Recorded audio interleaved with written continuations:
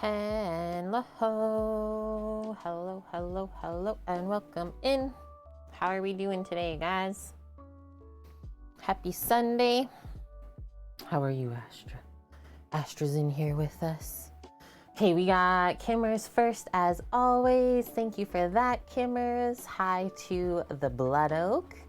We got Titan with us. We got Troy as well. Hi. Kate on time. Oh my gosh. Who could even imagine? Oh my gosh. Good afternoon, Kermit. And then, before we start, guys, this stream today, dedicated to Kimmer's Brewery. We made her dessert yesterday to kind of split it up so it wasn't as much all in one day. And it was honestly so good. So go into Discord, make that recipe up. Strawberry shortcake is life. And so then today we're gonna be making for Kimmers a BLT sandwich on homemade bread. We're gonna be using our own bacon that Sammy smoked up yesterday overnight until this morning, and then we put it in the fridge. We'll make up some garlic mayo. I got some like pristine tomatoes, you guys. I couldn't have found a more perfect tomato for this sandwich. Like, look at these. It's almost the size of my face. Like one slice of tomato, and that's all you need. So we got those this morning. And then something that I've never done before, sweet potato fries. I've eaten them a lot, but I've never actually like made them from scratch. So that'll be fun.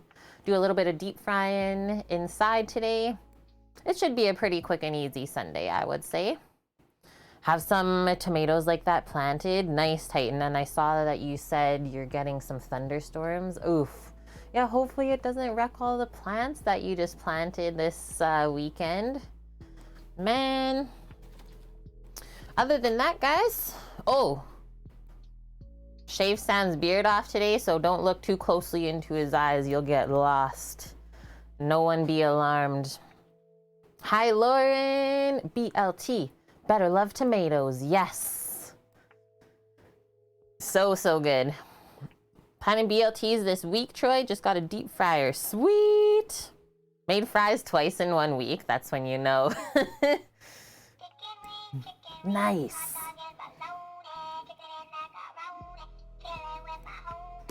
Thank you, T. Casella, with the Prime Gaming sub. Legend. 14 months in a row with us. Hope you've had a good weekend. And Lauren, don't remind you of the storms. Were they really bad? Were they scary? And hi, Night Wander. Did he shave? Yeah. Well, I was gonna just like do a touch-up, what I usually do, because I am the one who is the barber for Sam. But then he's like, you know what? I think we'll just take it all off. I was like, are you sure? He's like, yeah. It's like very kind of unsure at the same time still, because he's Saja. But yeah, we sheared the sheep. It was awesome. And he looks so dang good. Heard a dude say the BLT is a tomato sandwich with bacon condiments. I have also read that too. That's pretty much correct though. Like, imagine having a BLT with a crap tomato. What's the point then? You really want to make sure that you have high-end proper tomatoes for this sandwich. So that's what we went and did today. Holy! We got to change the emote now. Yeah, Kenji Lopez out. Kenji Lopez out. Are you blushing? No. It's okay. No. Okay. Rub some Roundup on his face so it won't grow back for a while. No. I know. Yeah. Whoa, Sammy. Nice. I know, right? Okay, so here's our menu. Pretty sure I already explained everything going down. We're going to start with making some bread first, because it's going to have to proof for an hour. Then we'll divide it. I think we'll make 2 loaves of bread today, so you can eat sandwiches throughout the week as well. And then, yeah, we'll just keep carrying along as our bread proofs. We'll do the rest of the stuff. How's Mish doing today? You're making a ham sandwich right now? Yes. And you know what else we'll get to try today is our smoked mortadella. We'll slice that up before the bacon. Oh, baby. And yeah, we got a pretty nice day outside again. Not too chilly. A little bit overcast, but that's a-okay. Yeah, sandwich. Sandwiches. Hi, Darth. How are you? My little happy sandwich emote. Hello, Speed, my duder. How's it going? How was the weekend? Did you get to show off your engine at all recently? Can you make 3 loaves if possible? 3 loaves of bread? Yeah. Yeah? I'd like to make Eric a driving loaf. Okay. 3 loaves of bread going down. You're doing all right, Darth? That's good. Make him a big sandwich for the road trip that he has ahead of him. Yeah. Yeah, our friend is gonna go work in the Okanagan. We'll send him off with a nice Kate and Sammy sandwich. Yeah, like a high-end winery. Burrowing Owl. Okay, so first things first, our bread. We are going to mix the dough. And I got the recipe linked. We're gonna try a new one from Sally that I found. Usually I make a King Arthur baking recipe for the sandwich bread, but I thought we would try Sally's today just because we like all of her other recipes. Not over the past couple weekends, Speed. Got one coming up in 3 weeks though. Sweet. And how's the fam doing? I'm sure that babe's just growing up so fast.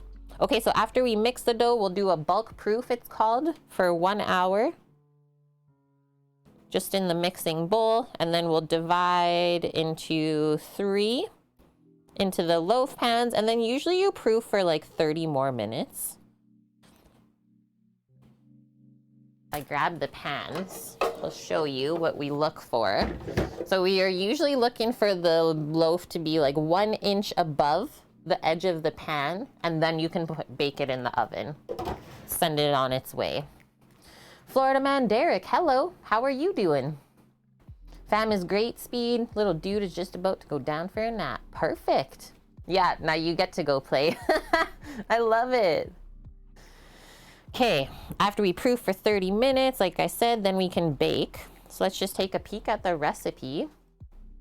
I'll pop them up for us. There's only 2 today. Really, really simple. So we're gonna do a 3 times batch. And then we will bake the bread 350 Fahrenheit. Pretty typical temperature. So 350 degrees Fahrenheit. For 30, listen to this, 30 to 34 minutes, not 35, okay?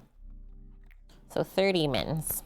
And then obviously it's gonna have to cool down just a little bit before we slice into it and assemble our sandwiches. Okay, next one coming in after that. Slice the mortadella. Slice the bacon. And then the bacon, we're just gonna bake in the oven. Probably after the bread is baking, I would say. Yeah, 34 minutes and 13.5 seconds. Don't even push it past, it'll be destroyed.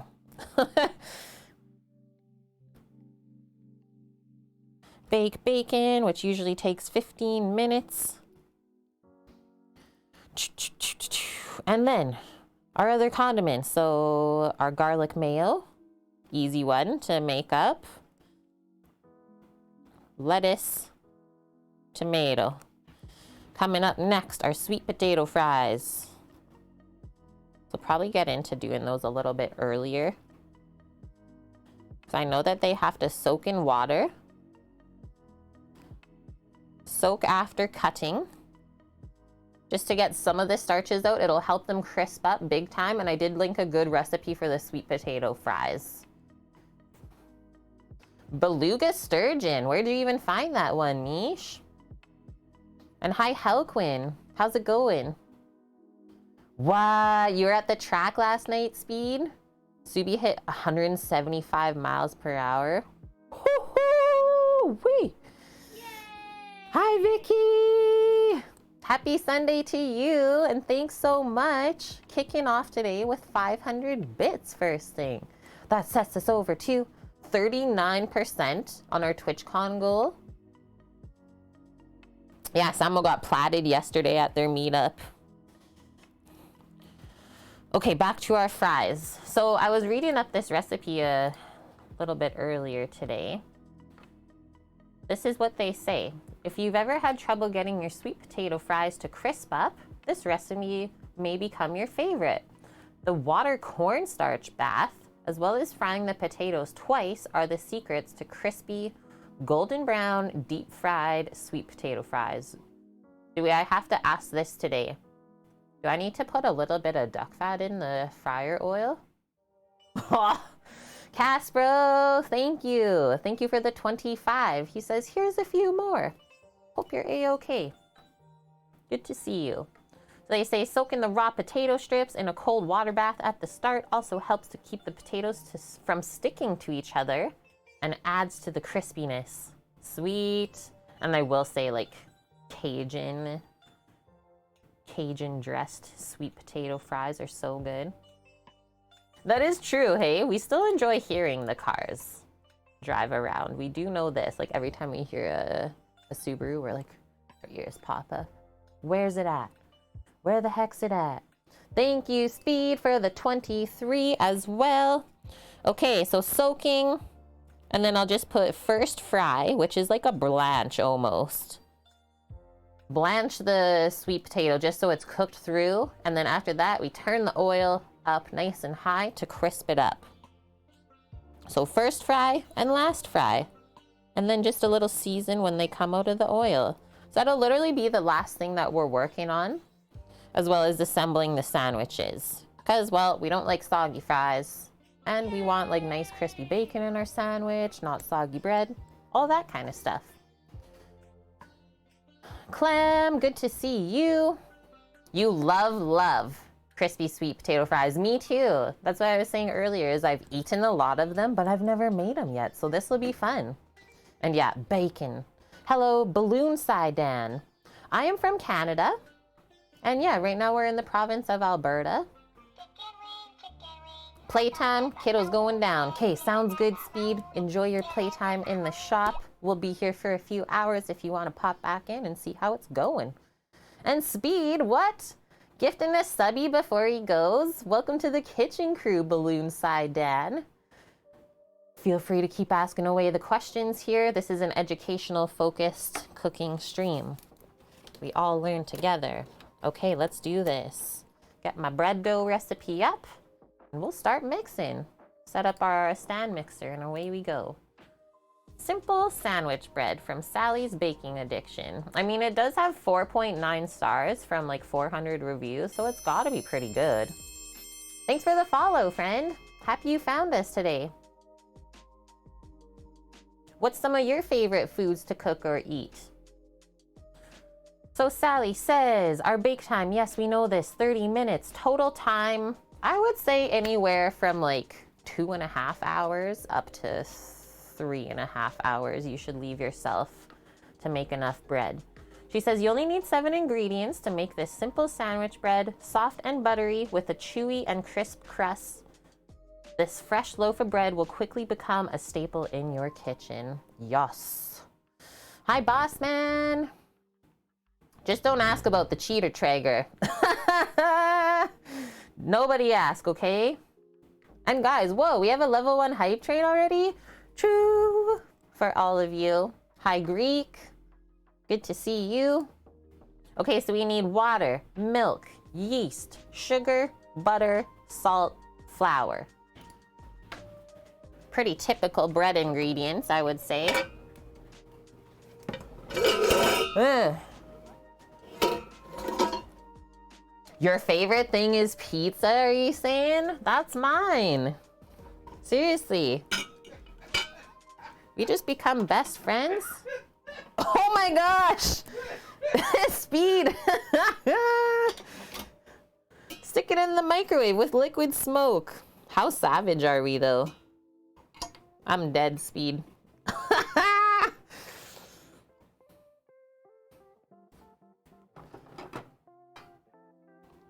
Come on in. Did you see the Chinese brand Cherry Moto's electric vehicle catch on fire while it was being charged? No, I didn't, Greek. But that kind of makes me giggle a bit. I don't know why. If you want cheap, it ain't good. If you want good, it ain't cheap. Don't know what else more to say. Have we heard of any Teslas catching fire while charging? Hi, Pete. How are you? And we got Anonymous back with us today. Hello. 300 bitlies. Now we're at a level 2 choo-choo. Okay, you're done, Speed? Yeah. I'll expect a couple or a little bit more of those comments later on. Thank you. Thank you, sir, for another 23.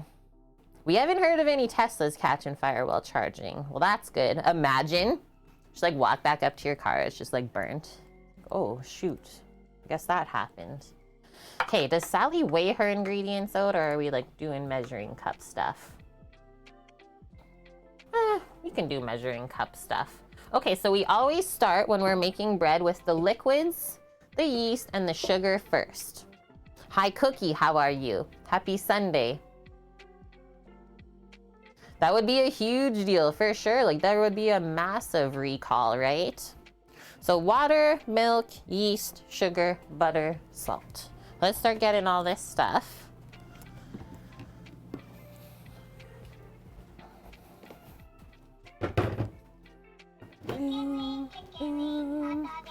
Yes.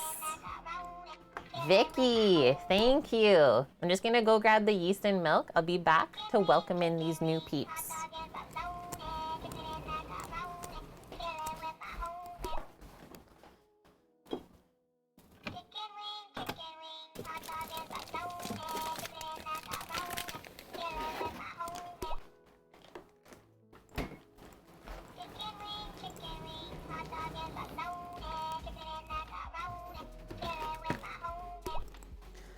Okay, we got Big Time Big Boy, JW89, Avatar, Zinkiverse, and Jake Leap. Thank you, Vicky, as well, for the 5 add into the kitchen crew. Hi, CJ Dewey, welcome. Now we're at a level 3. Choo, choo, choo. For all of you contributing. Cookie, just killing us with 1,231 bits. Now at an even 60,000 bits out of our 150,000 goal, sending us to TwitchCon coming up in October for the USA. Thank you, Troy, for the hundo. Okay, how much liquid do we need here? So we're gonna have to warm up the milk a bit to be able to wake the yeast up. Same with the water. About 110 Fahrenheit, Sally says. But we can first put the yeast inside. And put the yeast in the mixing bowl.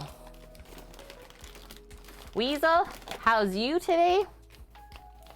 So yeast, remember we are tripling this as well.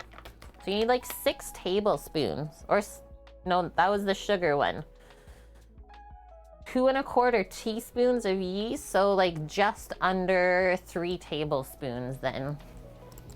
So almost like a tablespoon of yeast per loaf.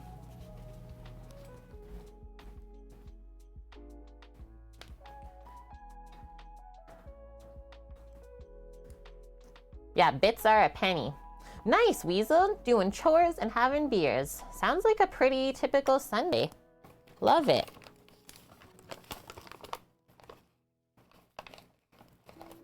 So I'll do just under a tablespoon for each of those. That seems actually like quite a bit.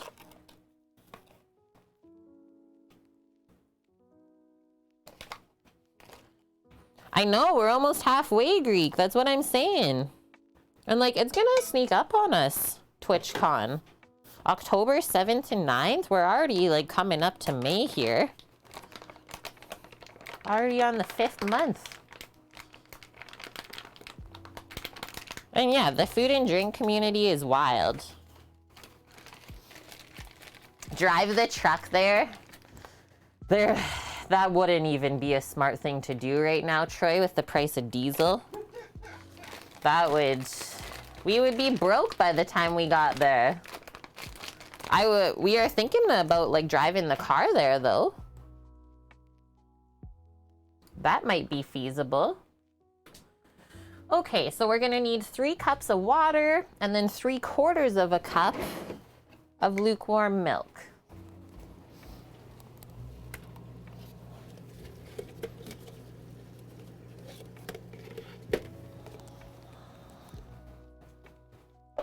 Yeah, woohoo for sure. Last time we were at TwitchCon was 2019. And has there even been one since? I don't think so, right? 2020 was canceled.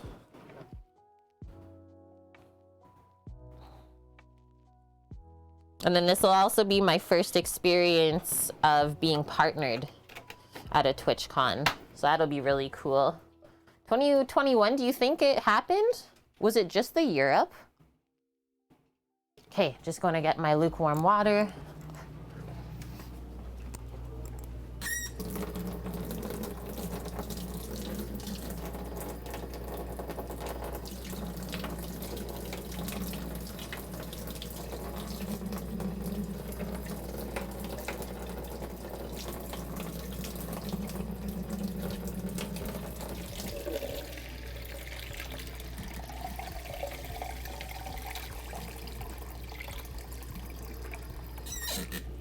Did I say 3 cups? 3 cuppers. Astra's like puppers. Okay, so pour our water in. 3 cups of lukewarm water. Get that yeast waking up a bit while we warm up our milk. I would do like 30-second increments on the milk in the microwave. Just so you don't make it too warm. Then you'll have to cool it off after. Our sugar up next. 6 tablespoons of sugar. So that's what makes the dough rise quicker, is when you start adding sugar. I think I'll maybe go with 5. Just seems like a lot. Omit 1 tablespoon. 2.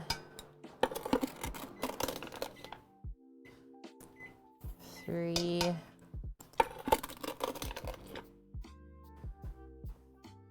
4. I'll just do that. 5. 2 perfect. Thanks, friendos. We complete a level 3 hype train to start off our stream today.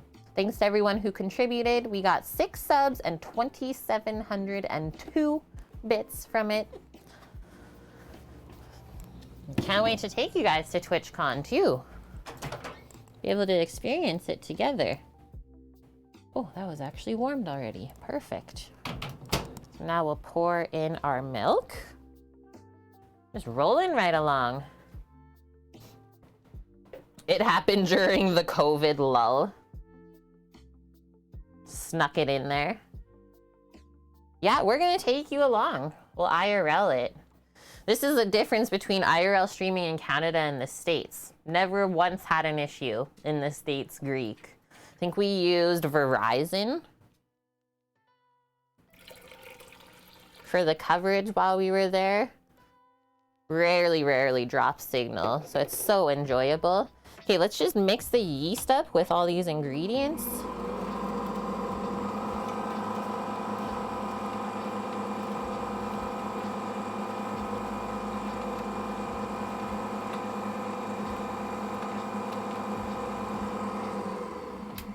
And then we can start adding some flour. We still need to soften a little bit of butter up. Yeah, so cool. We miss those trips with everyone. And yeah, I'm hoping that we can like meet up with some other streamers that go down there. Have an awesome time. So 3/4 cup of unsalted butter. No salt in the butter. Just grab a paring knife. Soften that one up too. So yeah, anytime we add milk or butter or any type of like fat and dairy to a bread dough, that's what's gonna make it really nice and squishy and soft. Not like hard and crusty like a baguette. So just remember that. So, okay.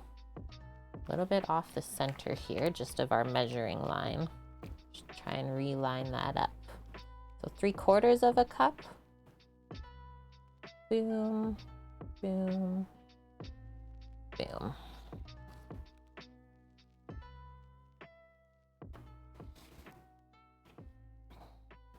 Oh, the mixer, guys. We have to see if Celtic's mixer comes in today, hey? They pop by. Yeah, this is a stand mixer that we've been using for the stream for quite a few years now, and it's so awesome. CJ Dewey. You're shooting blind here, Troy. Okay, so don't melt the butter, just soften it. Let's do, I think, only 15 seconds on that. So done with the milk here. And then how much flour we need?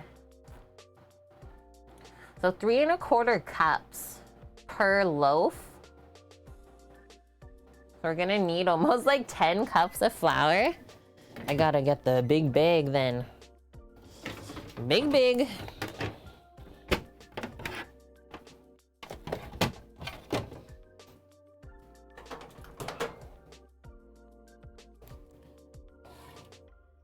I'm gonna say, Greek, it's already like quite warm out. And we can also say the mixer's so good that we got 2. So dang good that we picked up 2. I don't like this cup measure, it got broked. Seen better days. Let me just grab another one.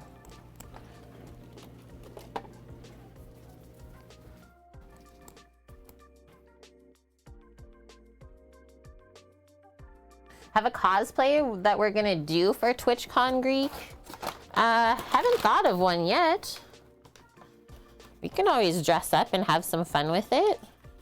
We'll say, like, I don't remember seeing like that many people cosplaying when we were there. So 2.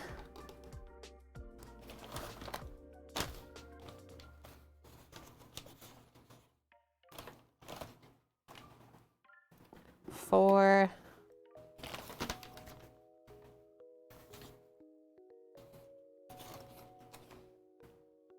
6. Let's go LARPing, Lauren. K, I'm in. What did I add? 6, guys? Is this 8? Then I'll do a little bit under 10 cups. Maybe I won't even add all this. Scoop a bit in just in case. There's that. Okay, just grab a spatula so we can get the butter in next.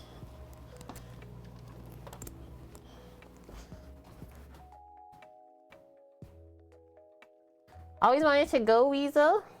You know, your friends wouldn't, so it's not a solo thing. I mean, you could always meet up with streamers, though. Like, I'd be so down. There was, like, a group of you that wanted to come and hang out with us, for sure.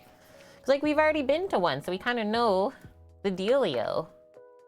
It's not going to be as, like, overwhelming of an experience. Although it probably still will be for me, because it'll be a different one.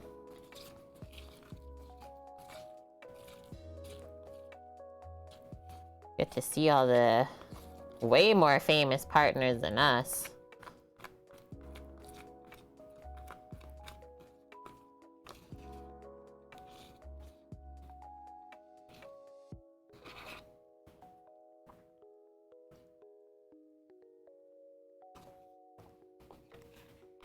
All right, I think just the salt left here.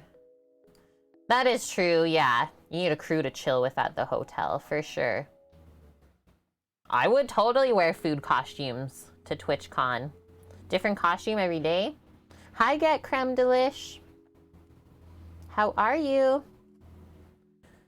Okay, coming up here. So 1.5 teaspoons of salt per batch times 3. So 4.5.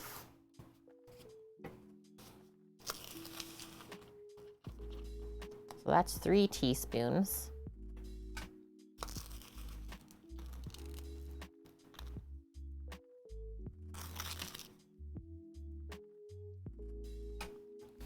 There we go. We're turning it on, chat. Let's mix it up. Greek, we're making bread. We're making 3 loaves of bread. Just a simple sandwich bread from Sally's Baking Addiction. for our BLTs. Be way too easy of a stream if I went out and bought the sandwich bread. I know Kimmers would be like, what are you doing, Kate? What the heck? Hey. Roll that back up. This is gonna mix for about 10 minutes, guys. So you develop the gluten properly. We've had many chats about this before, and it is really difficult to over-mix a bread dough. It's really difficult to mix it too much. I'd just probably say it's way easier to undermix it, which is what most people do. And then if you think that it needs a bit more liquid to mix, you're probably right. I'll let this mix a little bit more first before I do anything. I'll just take the milk and yeast back to the fridge. Yeah, just a white flour bread with a bit of milk and butter in it. Thing happened with the mic? Bin Docs, what does it need? More love.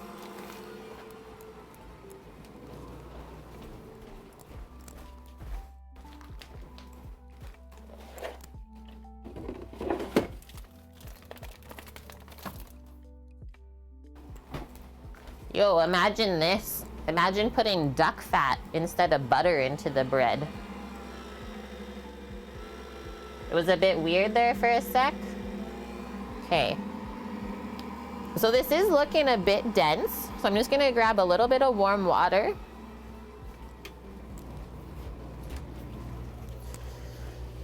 And that typically is the case here where I live, because we live in a much drier climate than before where we were streaming from. So this is a thing I've come to kind of learn, is that usually bread doughs need more liquid than it calls for.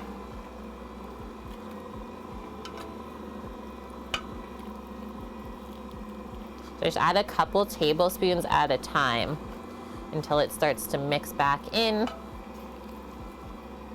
and then it will get happy.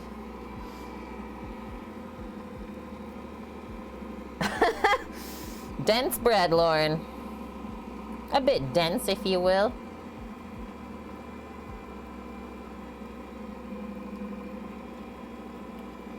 "13 degrees and it's only 11:30. Yeah, a whale. Boom.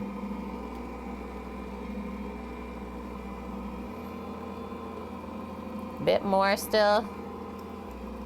Help it work the extra moisture in as well. 3 loaves of bread today. Love it.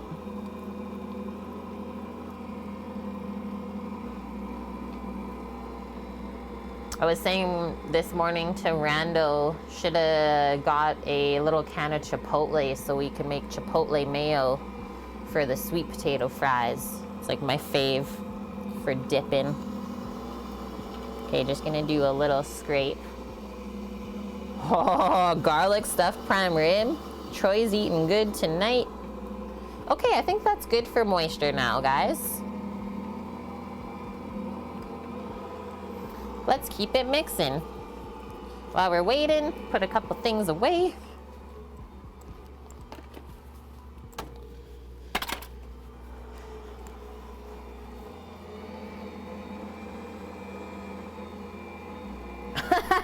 You gonna read Moby Dick too?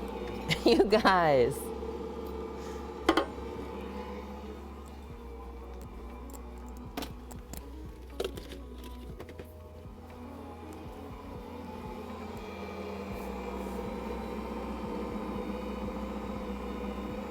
Maybe a bit more even. It's still really thick.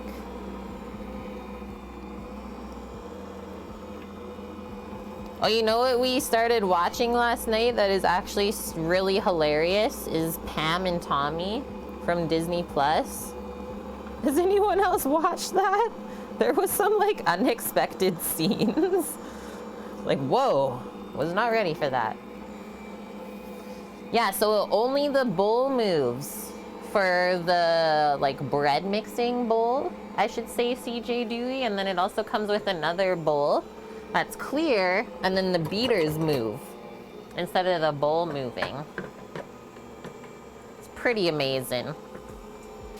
Does Finn have issues with Chipotle too? Yes, she does. This is a Swedish machine, actually. And wow, we still need more liquid. She's getting happy in there. I guess I'll just add the rest. But whoa, yeah, this is gonna get good. We woke that yeast up. The bread is woke. Yeah, that's the one. Exactly. And so here's our bread pans that we'll bake them in. We got these from Amazon once upon a time. And the brand is, I don't know if that'll clear up, Chicago Metallic. So they're nice non-stick. So make sure that you don't like scrape them with anything hard because you'll ruin the coating. Okay, so this is how your bread should look when it starts to mix up. That's a really proper consistency, let's say.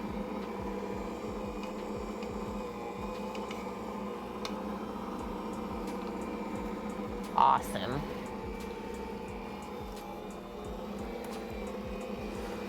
Four, three, one, 9, 9, 8, 9, 5, 3, 2. Thanks for the follow. Twitch is like, I suggest this for your username. We're like, okay, sounds good.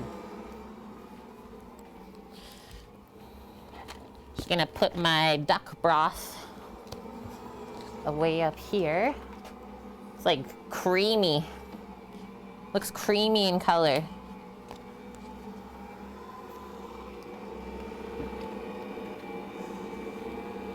Chicago Metallic makes acoustic ceiling grid that you installed all over Chicago as a carpenter. Well, now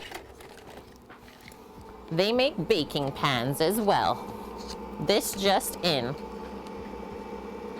Tens of thousands of square feet. Well, that's cool. Yeah, they make like pretty high-end baking ware. 6th floor in the Sears Tower. Sweet.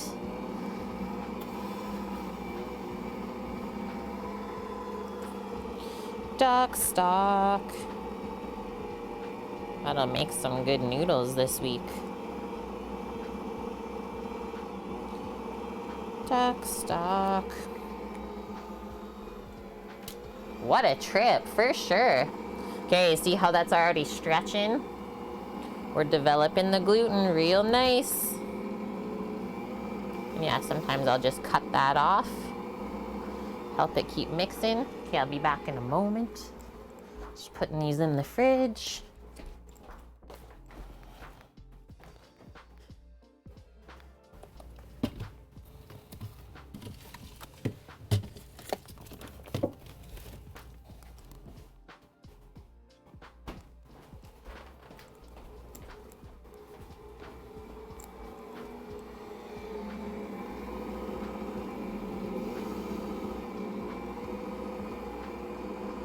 Real good. Definitely not ready yet.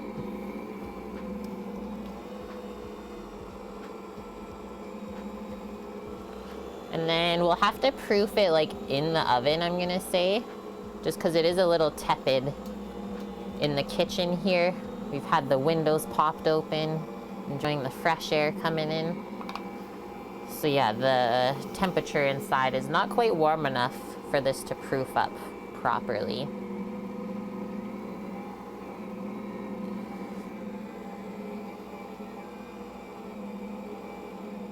You never meet carpenters or construction people online. Isn't that so true? No techies. Went on to be an estimator and a PM. Sweet, Troy. Is that an incarcer mixer? Britt asks. Yes, it is. Yep.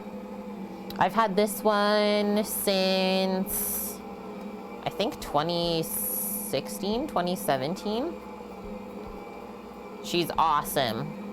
There's a reason why they call it the assistant. Because it's seriously like having another helper in the kitchen. Oh, there we go. Weasel's an electrician. There's a couple construction folk then. Just making sure this is mixing evenly still. It is. And yeah, that's the cool thing about this mixer is you can like do your scraping and stuff without turning it on and off. So it'll just keep working. It's not scary.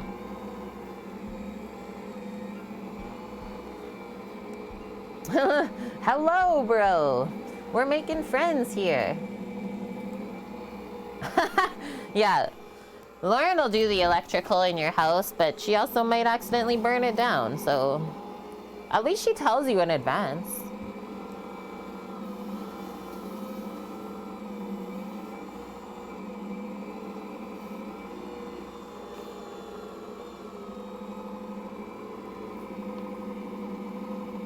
This is getting real nice and smooth looking. And I think we'll just keep mixing it on low speed. It seems to be happy here.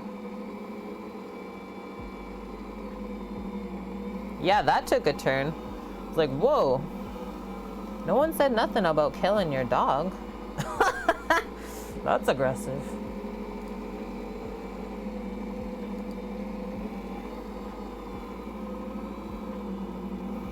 I think this is actually almost done mixing. We'll obviously do a window test first before we decide. I think this is where I'm gonna take my first bathroom break. Rando made an awesome latte today. And well, here it is.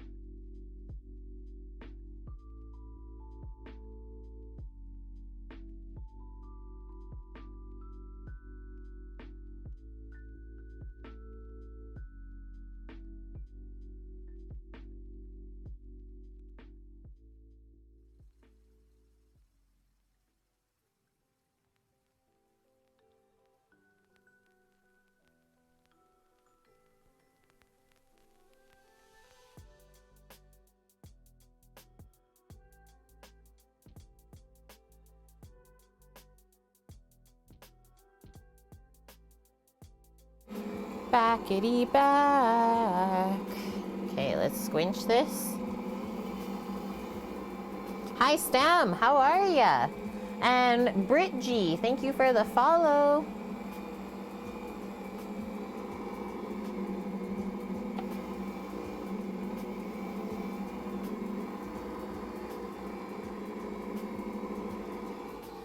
Okay, while we're waiting, gonna get my sweet potatoes.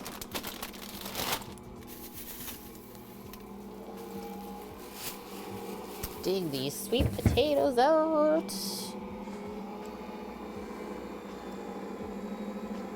Oh yeah, is Wilson here? I don't know. I think he's been having a couple health issues recently, Greek. Also, he is a puppy that he's training right now too. Those puppers, they'll get ya. Okay, we'll let this go around a couple more moments and then we'll test it, because I think it's basically good.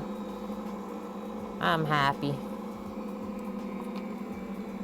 It's got really good stretch.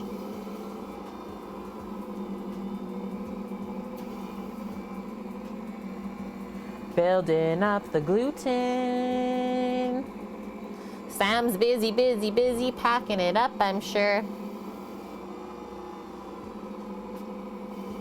Making a change in his life. Exciting things are coming to him. Samuel? I think he's just playing games or something, Greek. Hi, Chris. Hi, Faye, as well. Place near you used to make BLT on ciabatta with Calabrian aioli. Sondang. Oh, it was so dang good with the chili on it. Yum. Do I know Calabrian chilies? We know Calabria is from Italy, right?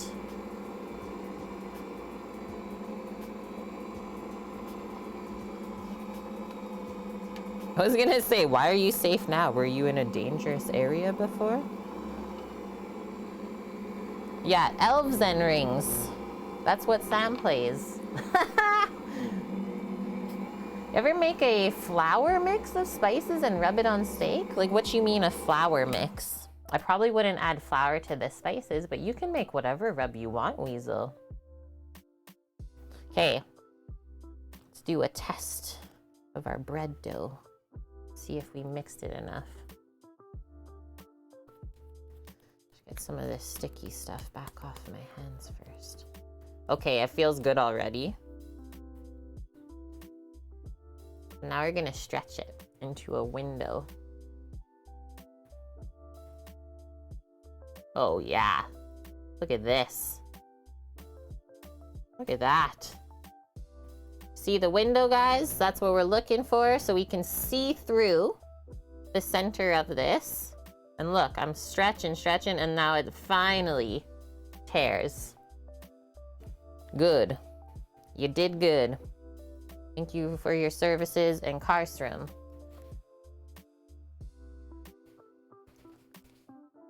You got rickrolled, Weasel? Yeah, nice, Sam. Thank you. Yeah, I wouldn't like dredge. I wouldn't do a spice mix in flour for steak. That sounds really weird to me.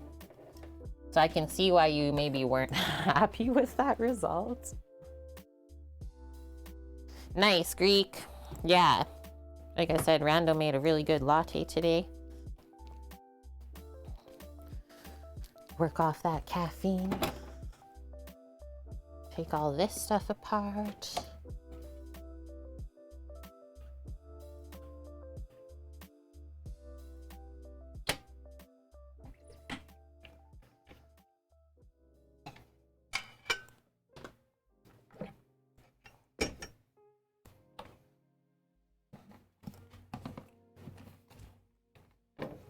There's no way that we could do it that fast trying to knead this by hand for 3 loaves of bread.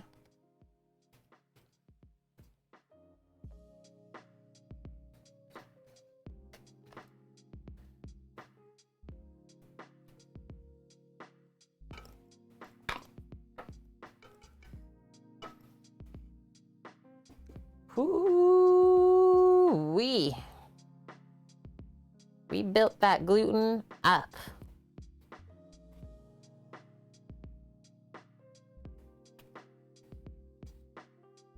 We had lots of good baking this weekend on stream. Friday we made our slider buns. Yesterday we did our shortcake. Today we're baking again. Okay, so now we're just gonna kind of loosely ball it up. And then take a mental picture of how this looks, because we're gonna want it to be for sure doubled in size by the time we want to divide it. And usually it takes about an hour for it to rise that much. 1 entire hour. And then I always just put a plastic film over it so that we can also see it rise. Yeah, lots of dough.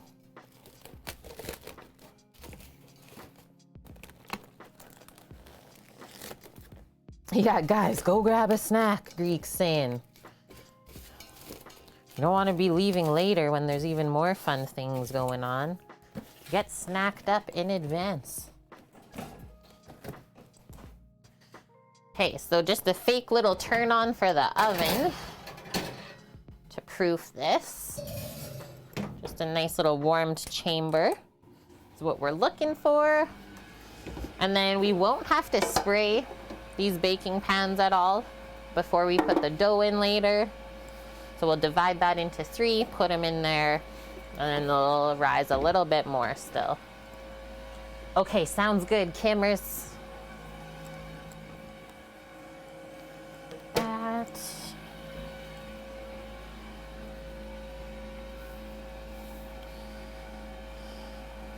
It's time for some scrambled eggies. Yeah, Lauren. Yummo. What was my breakfast this morning? I had a cherry yogurt. I had some leftover coconut rice. There was only like a cup left over from yesterday. And an orange. Kimmer should be back, Greek. This is her stream for her pots and pans points. So she said she would be popping in and out. Yeah, get out there while it's still not too hot for some of you guys. Go a little bit higher for the heat in there, and then we'll be good. And then I'll set my hour timer. And I think we'll actually get into the sweet potatoes first, get them soaking, and then we can do our slicing. We'll grab this container. Wow, I can already see some like condensation building up in here, which means the bread dough is really nice and warm. Cookie, not that nice of a day for you today?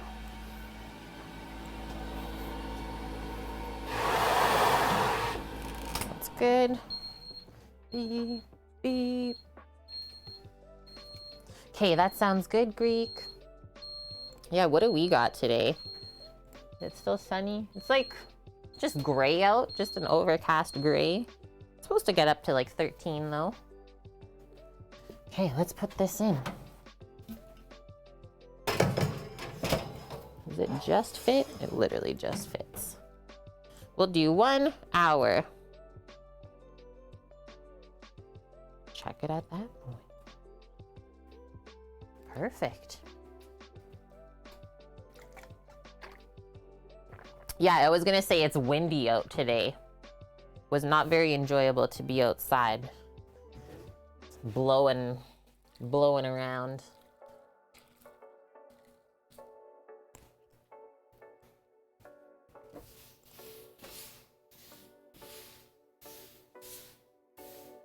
Less humid, but still like 41% humidity?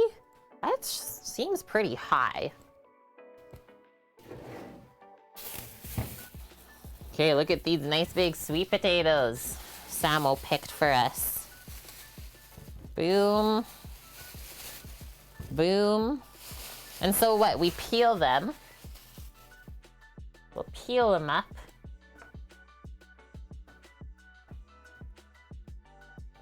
Oh, nice, Lauren. I want to come over there.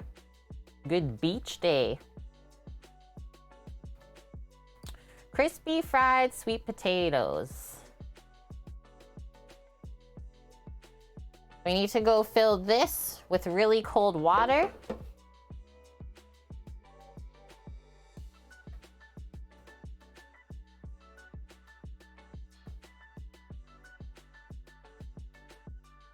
And then what?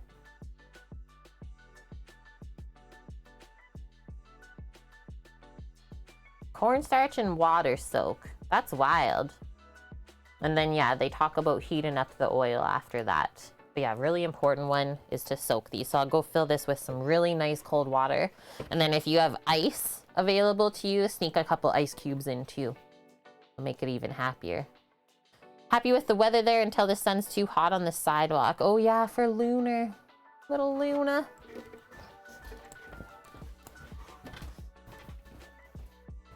Cause yeah, if you can't be outside on the sidewalk with your bare feet, how do you think a doggo feels? A lot of people don't think about that.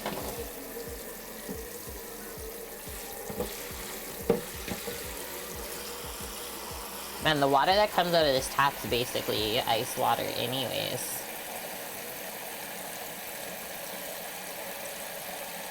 Wonder if Astra will like raw sweet potato.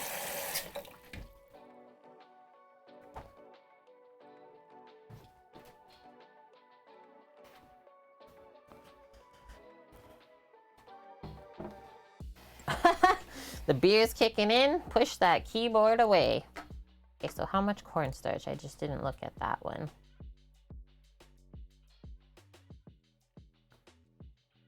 So much scrolling on this one. 1/3 of a cup? This is so cool.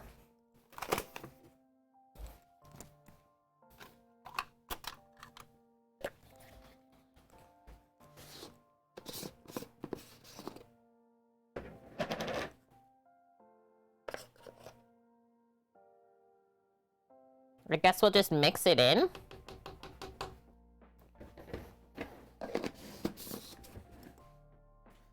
Whisk it.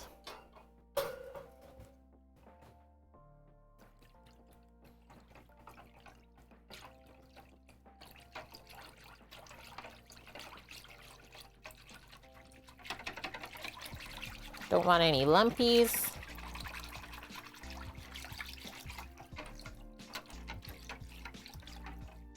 Oh, I'm spilling the water. Got a little bit too crazy there, Kate. Take it easy.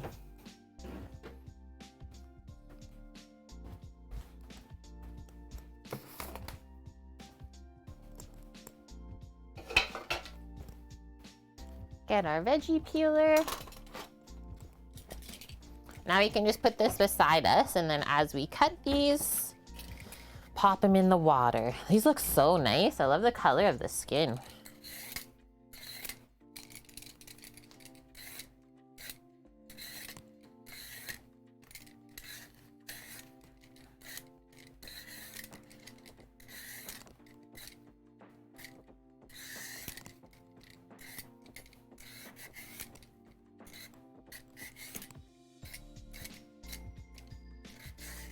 And then we do know that there's a difference between sweet potatoes and yams, right, guys?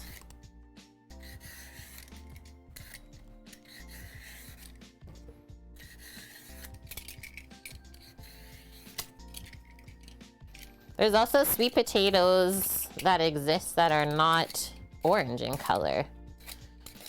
I experienced that for the first time actually when I was in Thailand. Because they have like little yellow fleshed, small sweet potatoes. I think I'm gonna peel and cut these one at a time because they really oxidize quickly. They'll start to turn brown very fast. So let's do that. Crux, your favorite sandwich is what we're making today. Well, you can thank Kimmer's Brewery for that one. She requested this with her pots and pans points. Yeah, the purple sweet one's good one, Cookie. I think it's the Japanese ones that I'm thinking of, the little ones.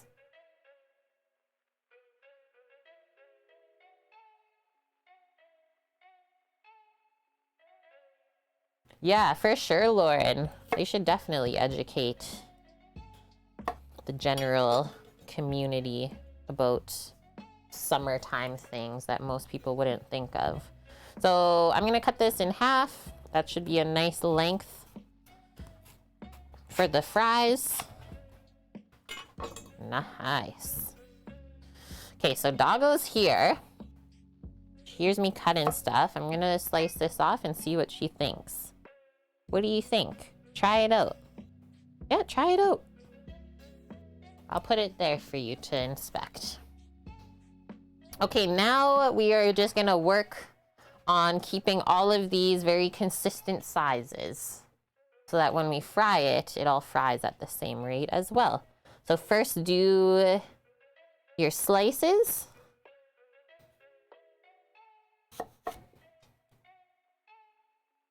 And like you can decide how big or small you want your sweet potato fries. I'm trying to keep them like a pretty medium size, I guess. Not too small that it's like shoestring, but not too thick that it's a steak sort of cut.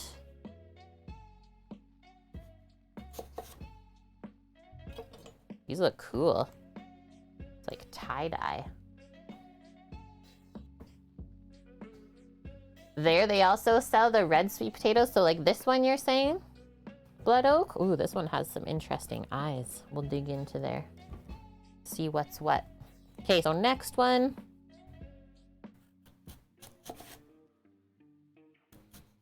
And then see how I popped it on its flat side on the cutting board to make it easier for us to cut?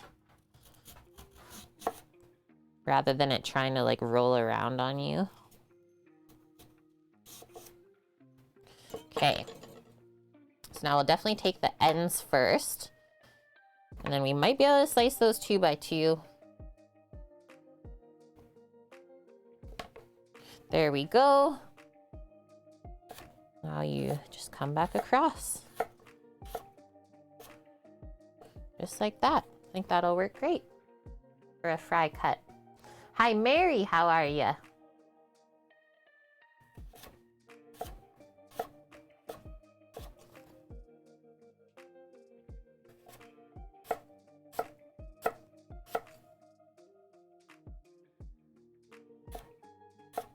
Thanks for posting the recipes, Cookie.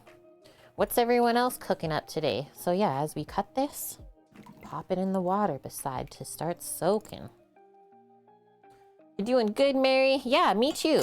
I'm gonna peel that little bit off more. Don't like how it looks. We made our bread dough already and now it's proofing. We have 50 minutes left on the timer until we check it.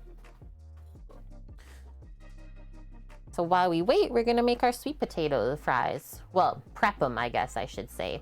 Lauren, the caviar fish oil just broke on your counter and it smells so good. Wait, do you have the one that's like orange flavored? We used to use one like that before. It was in a bottle. Like took a little spoonful of it. It was really good. It's like you expect it to taste fishy, but it's not.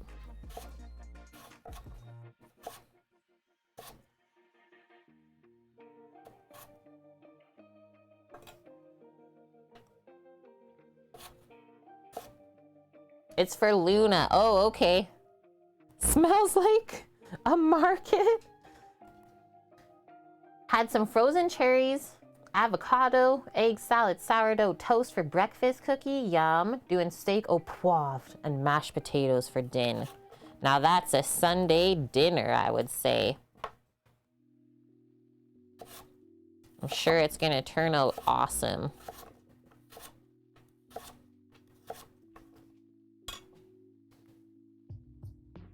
Yeah, we're coming over, hey? Let's all get lined up.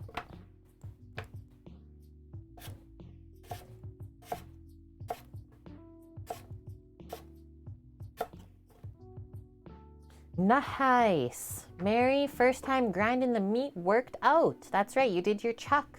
You got 2 burgers, some taco meat, and whatever else you think of today. Good one. Kudos to you for trying something new. And then I have to ask, was it fun? Did you enjoy the process?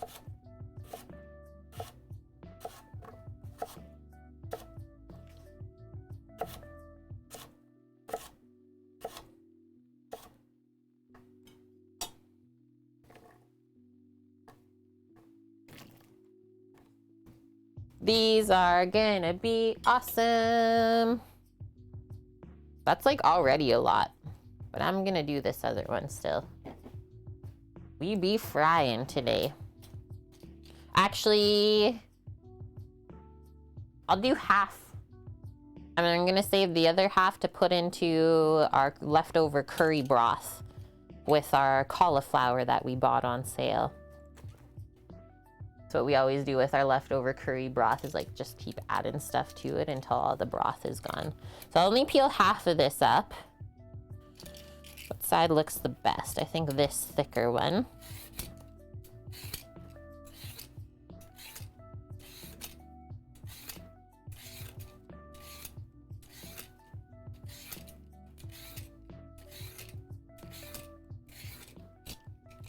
Like a stew? Pretty much. We got some shrimp. Maybe I'll put some shrimp in with the veggies.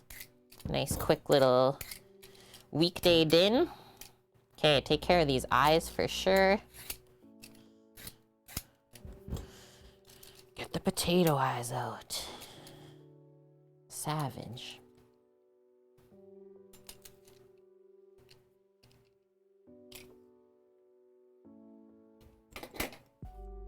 trim this.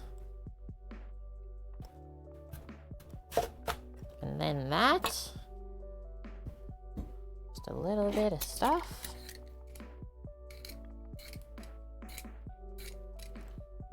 Bam.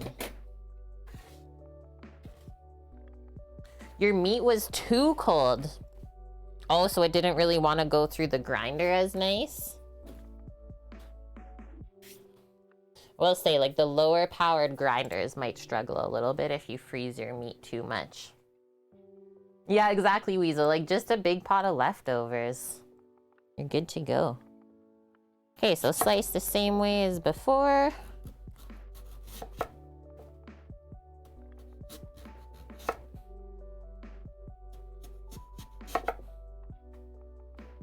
And then I will say when it comes to cooking these and frying them up, it will take about 30 minutes to heat up the oil. So make sure you leave yourself enough time for that. You don't want to be rushing. That end and that end.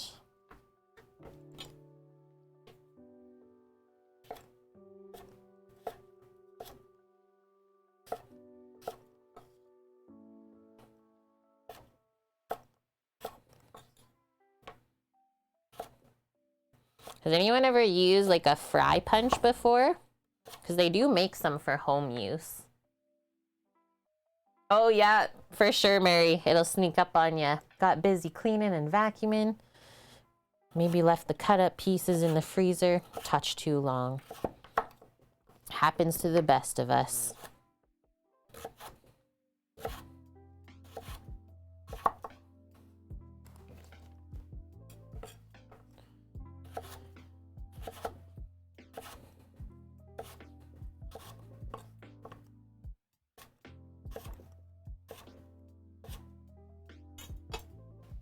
Yummo. Can't wait. Some of my favorite fries. Perfect amount of water we did for them too. Just give those like a little stir and submerge in there. And then you can just leave those over to the side for now. So you say minimum 30 minutes soak like this with the ice cold water and a bit of cornstarch, which is gonna help them crisp up later. But you can go like even up to overnight if you guys want. That's usually how restaurants do it. And they'll slice all their potatoes or cut them the night before. And then in the morning, the prep cook starts to blanch them and stuff and get them ready for lunch. Yeah, nice. Yeah, I've been doing dishes and laundry this morning too, so I feel ya. Okay, gonna get rid of this veggie peeler. Let's just wrap up our extra sweet potato. I'll do a little wash of the board here. That was easy for cutting. A really nice sweet potato, I have to say. It didn't like flake off too much. This is how I wrap my veg. When I just have the one cut side, I'll just put the plastic like right on there. And it seals it up. Sweet potato for dogs, not a thing, she says.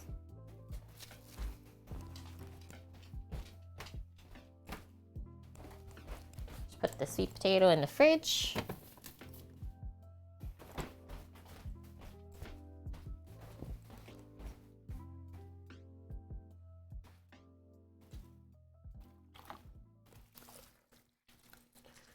Wiperoo. Next up, we're gonna start slicing. Go grab the bacon and the mortadella. Nom.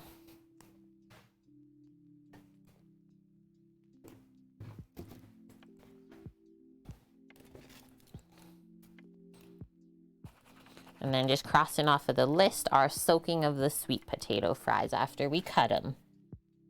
Easy peasy. You've never had it, Lauren? I don't know why I like it so much. I honestly don't. It's got like, I don't know, it's got some spices and flavors in it that is just kind of addicting to my palate. And like the little fat chunks inside, it's good. Oh, And the like good varieties of mortadella will have whole peppercorns and stuff inside, even maybe a pistachios. So look for those ones. Yeah, so the really high-end mortadella has pistachios in it, and it is insane. Absolutely insane. If you can ever find that for yourself, that's for sure the best one. But yeah, we've never smoked mortadella before, so this is going to be super exciting. I'll be right back.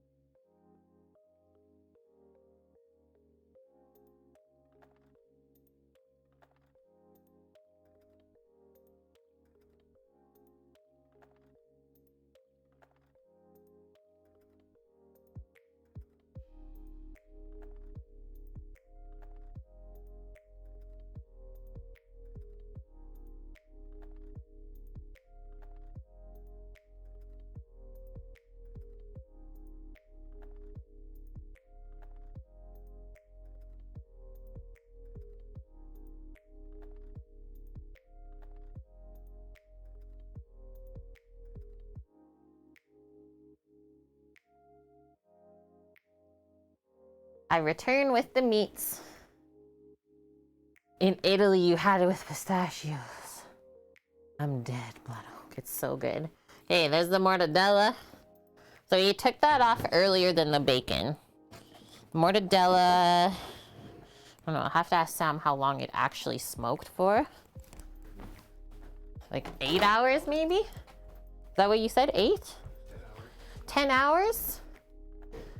Definitely has a nice smoke ring on the outside. And then our bacon. Our maple pepper bacon. So Sam, before he even puts it on the smoker, he'll give it a nice little pepper crust. It's super good when you slice it and it's like got some peppercorns on the top. Yeah, is your plate ready yet, Titan? Not quite yet. Are we gonna slice all of the bacon today?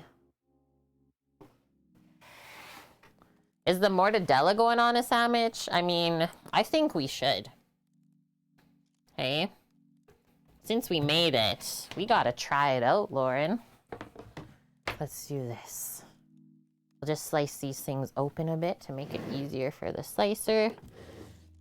Do I even have to slice the mortadella though? Probably not. That's how that looks. Or the color on the outside. I'll probably just pop that right on and slice it. But the bacon I like to slice. Well, you have to slice it in half. There's just no way that'll fit on the slicer attachment.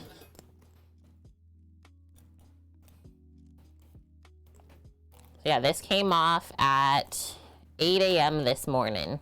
So it's been cooling off for what, 5 hours now?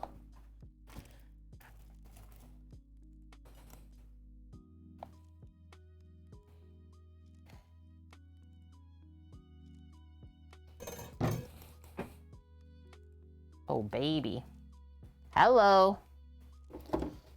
Hello. Not a very meaty belly, though. Like, what the heck? Are we just gonna pay for fat now, I guess? That's, like, pretty brutal, honestly. I don't even know what to say. Hello, I'll buy this pork belly, but I'll have it 80% fat. Thank you.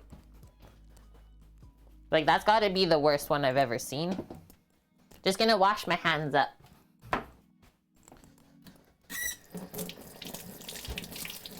Sheesh. Like, you don't charge more and then make a worse product. It's not even fair.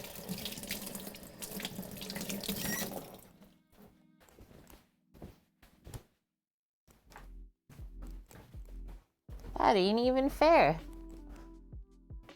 Duck fat and bacon fat. I guess that's all we need now, hey guys? Okay, just wiping some of those peppercorns. And so we'll do the mortadella slice before the bacon just for cross-contamination purposes. Because this is all cooked. And I mean, this is cooked through, but still, I would rather like cook it. Yeah, welcome to 2022, when things are not as they seem.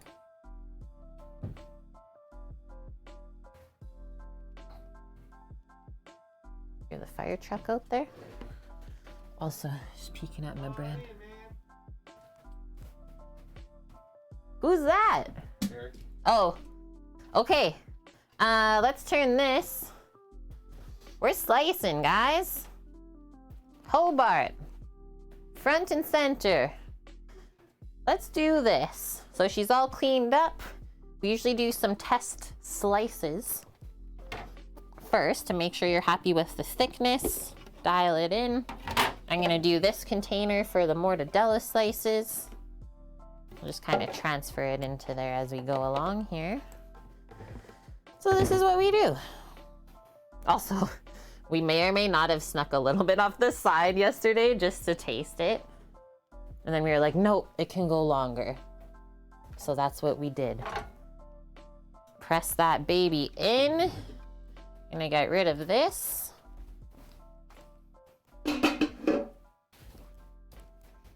Oh, wee.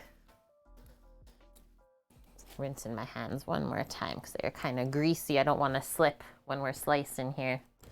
And I think I just have to plug this in still. Putting this Hobart to work. Hobart Slicing Services.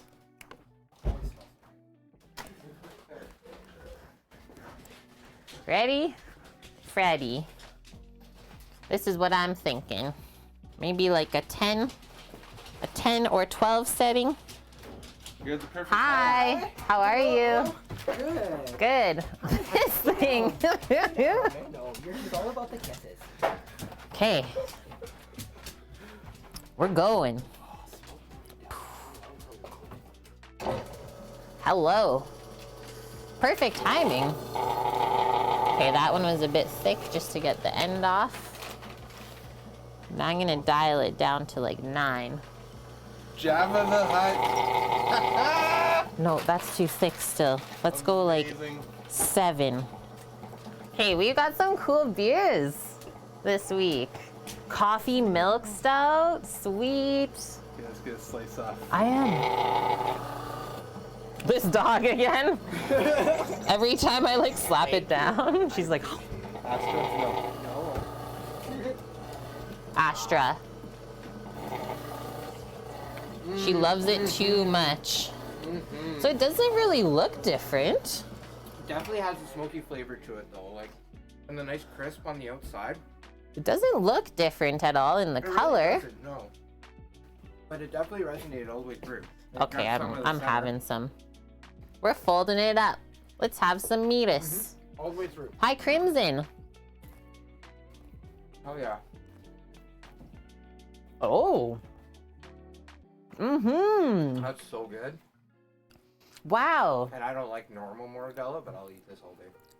That tastes better than regular. I'm not a big fan of bologna, to be honest. No, but this is good. Those are damn good. It's mortadella. Crimson. And then we smoked it for 8 hours yesterday while we had the bacon on. We were like, why not? That's insane. Very fancy bologna. That's literally what it is. Best way to describe it. Cheers. Cheers. Boys are having a beer today. Cheers. You're heading out in the morning? Tonight? Tomorrow morning, yes. Nice. Okay, let's keep slicing. I got fat hands. Fat hands. The hand just falls right out. Hands. Beer Coffee and mix. meats? I'm in. Fair so well. And then we'll do a couple rolls up. Oh, And I'll bring it over. That's really good. Yummo. Couple of mortadella rolls. Yeah, I'll bring it over. Okay, so that was a good thickness, we thought. That's at 6. I love it. excited / nervous / everything? Pretty much, yeah. Like every time that I think about the fact that I'm leaving tomorrow morning, I get the butterflies. Yeah. I'm like, I'm so excited. Like, honestly, I can't thank you guys enough for really pushing me with the Twitch. Just because it started throwing coals back into my fire. Yeah. It was so stagnant there that there was no coals going into my fire, and I was just not learning and absorbing anything new, other than from the new people come around, like you guys.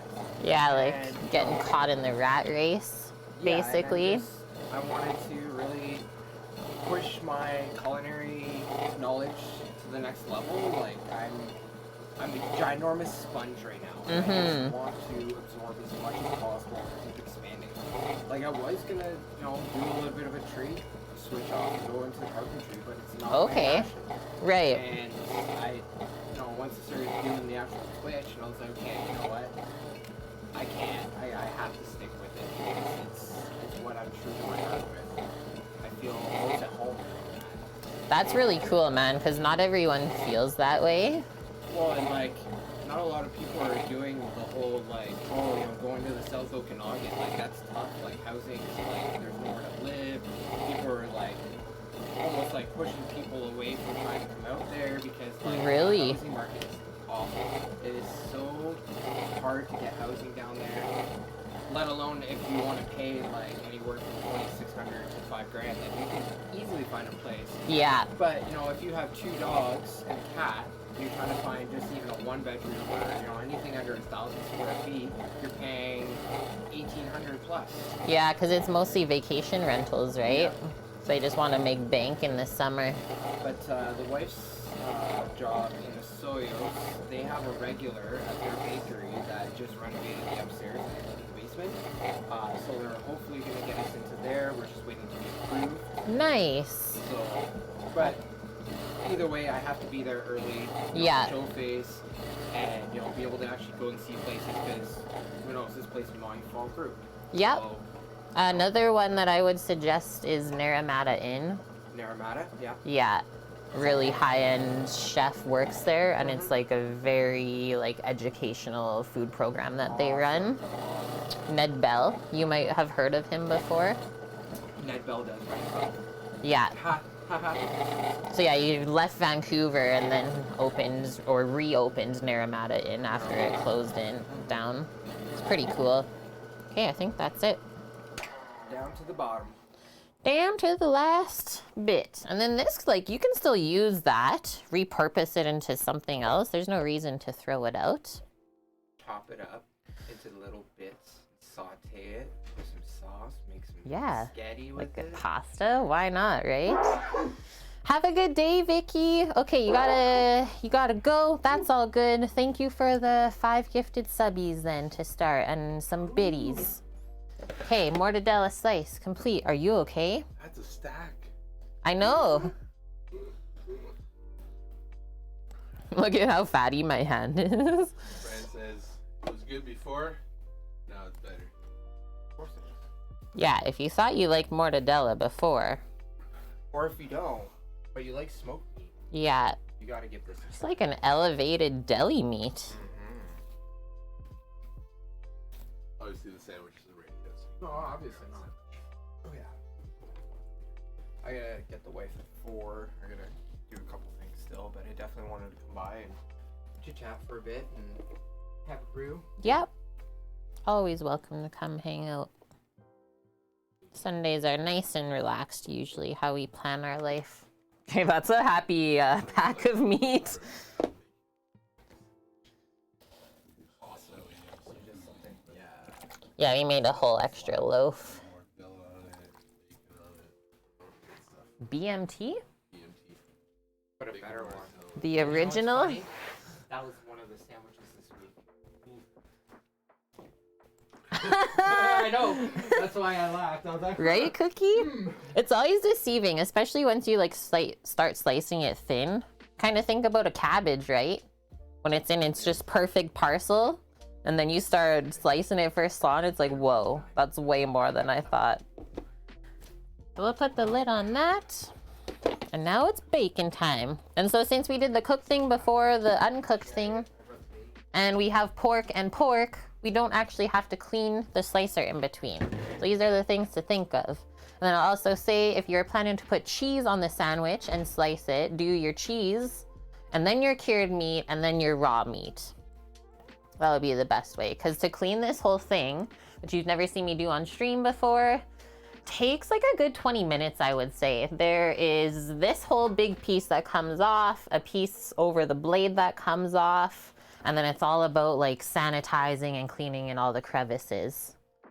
You always think about cabbage, Mish. Oh man. Okay, so bacon, I think we'll slice just a bit thicker than we did the mortadella because we don't want it to fall apart on us. And then we smoke our bacon so it is cooked through. So it is a bit more delicate than most store-bought bacon, which is just brined and then quickly smoked. And some of the bacon in the store is not even touched a smoker before. They will just put liquid smoke in with the brine and that is it. And I will say, like, the price of bacon has really gone up in the store too. I noticed the other day it's like $20 at Costco for the pound of bacon, or the 2 pounds of bacon we used to get. It's going up, guys. Okay, so Sam never said whether we should or should not slice all of it, so I think I'm just gonna slice all of it. Should I zoom in a little bit so you can see a bit closer of what's going on? I'm gonna turn this up to like 8. A feta cabbage? Feta and cabbage could be tasty. Boom. Just almost need a bit more light. Is this the light? No, it's not. It is not the light. Feta cabbage? Cabbage stuffed with feta? I'm in. Okay, so test slice. Make sure we're happy with the thickness. First one's always a bit off anyways, but I actually think we can go way thicker. I'm gonna turn it up to like 12. Can even go thicker than that, I feel. Looks pretty good though for the first slice. Little peppery bits on the one top side. But I think we'll go a little bit thicker still. Like I said, we don't want it falling apart. I'm gonna go up to like 16 on here. And then I will also say, so how this dial is laid out is it's in millimeters. So we're literally doing like 16 millimeters, which is another thing I really love about Hobart. Okay, now that was money. I think I'll turn it down to 15 and then that will be good. A little bit too thick maybe, but definitely a thick sliced bacon. And that's the nice part about doing it yourself too, is you can control how thick you want it. Yeah, Chris, this is the best bacon you'll ever have. Thanks, dude. I love that you think that still. And then I think there is some of this for you, actually. Greek cabbage rolls? That sounds good.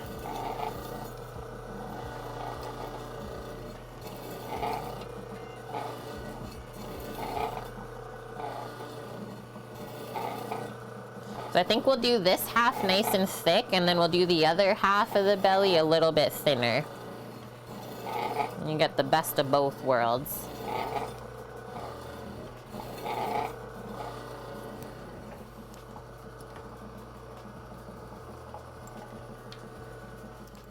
Stack it back in here for us.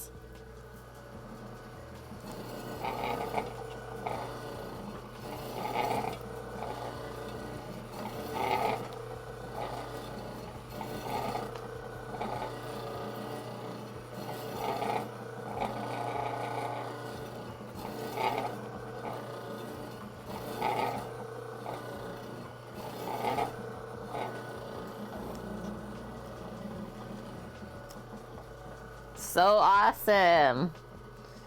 It is peppercorn on the outside. Yeah, we do like a maple pepper bacon, Lauren.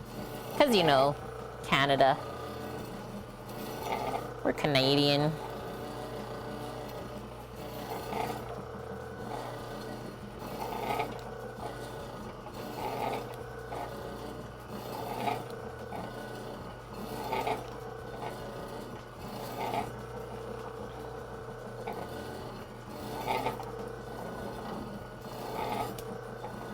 What about doing like different cures on bacon? Instead of like just a typical one, imagine like combining different cuisine flavors in the cure. Like we've cured pork belly before, but like confited after, so not smoked it, with citrus and bay leaves. It's so good. Thinking like a Vietnamese bacon. Whoa.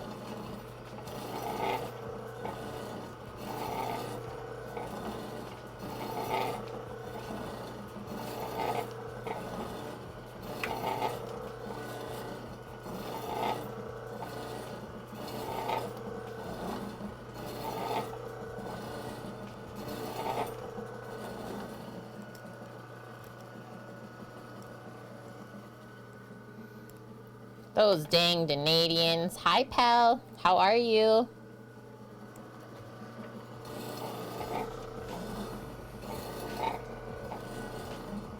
I was like, can you guys even see anything? Just enough, really.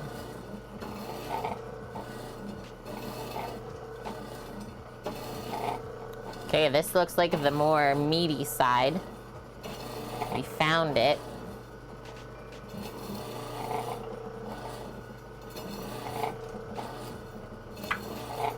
Getting towards the end as well. So usually I just leave the end as a nice chunk. And then that way we can save it to cut lardons or something nice and chunky out of. That way. Just kind of stack this up together so we don't mix the different slices. Okay, so that's where we stop. It's like that thin. Doesn't really want to slice anymore anyways. Mish is blind. Mish, please. Okay, so now I'll go down to like 13 from 15, so just 2 notches lower. And we'll do the other half.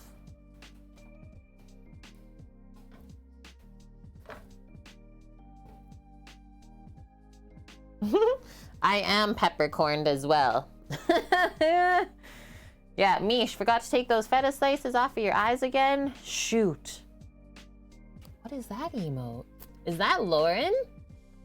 Is that Laurence? It's so cute. Okay, let's see this thickness. I'm gonna go one more down.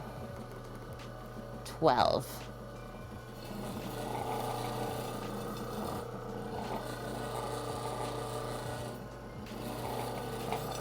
$12, 11. Because sometimes you don't always want really thick bacon.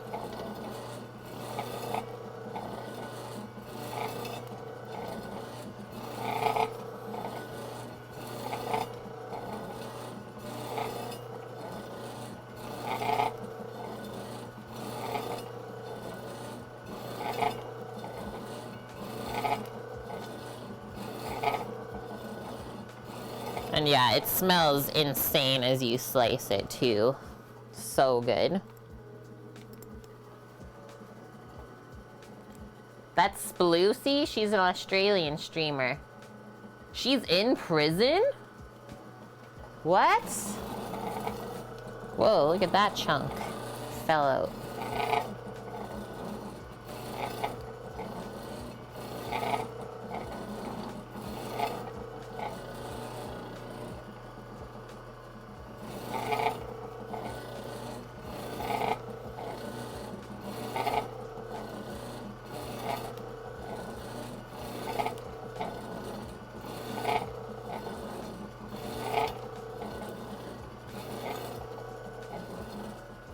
Just keep slicing.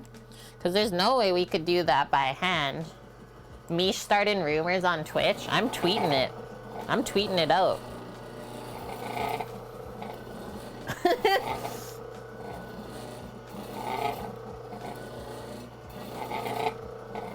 I actually saw a really funny tweet this morning that a streamer put out. It's like, I'm starting a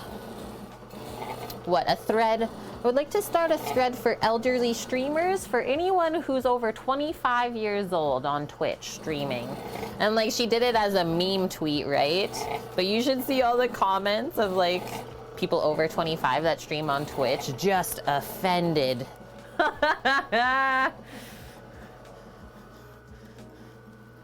I was giggling.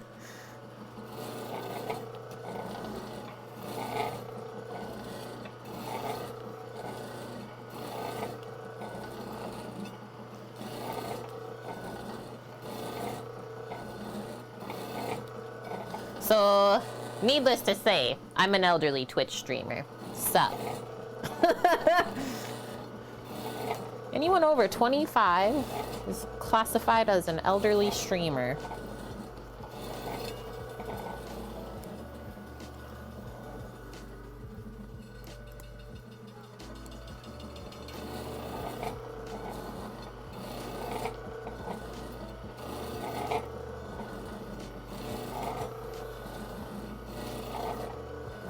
We'll say, for like how fatty this pork belly is, it didn't render a lot out while it's smoked, so that's good.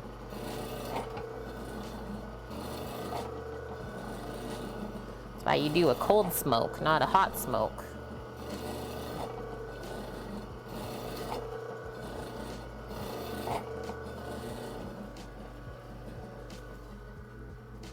There's a group of dudes who call you grandma in another chat because you're almost 28.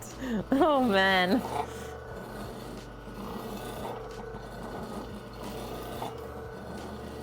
Well, what? I was 26 then when I started streaming. I was already elderly. Didn't even know it.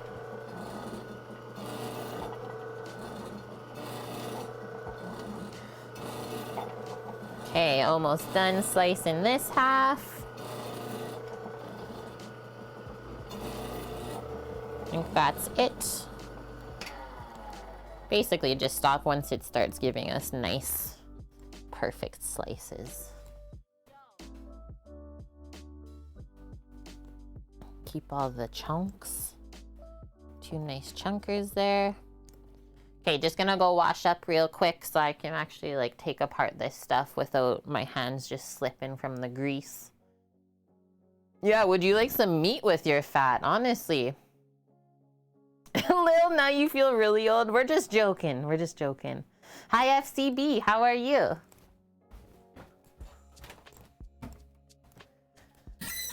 Soapy water. And now, look, we only have 13 minutes until we check our bread dough. Yas. We're rolling right along.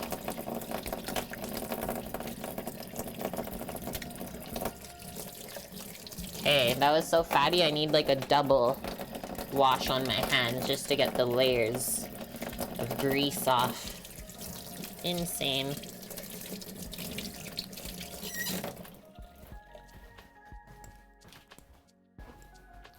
Insane.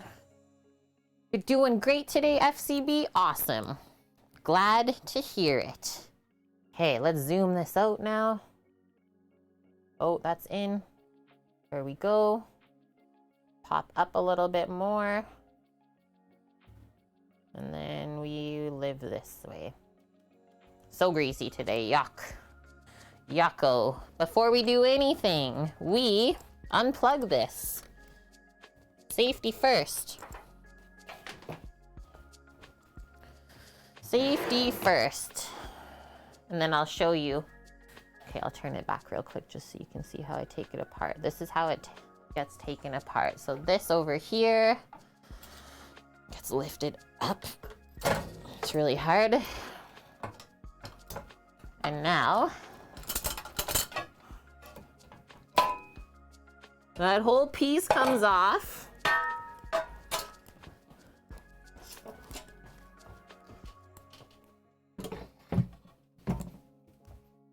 And yeah, it's not light. It's not small pieces. And then this gets turned. And then that is the blade protector, and that gets lifted off.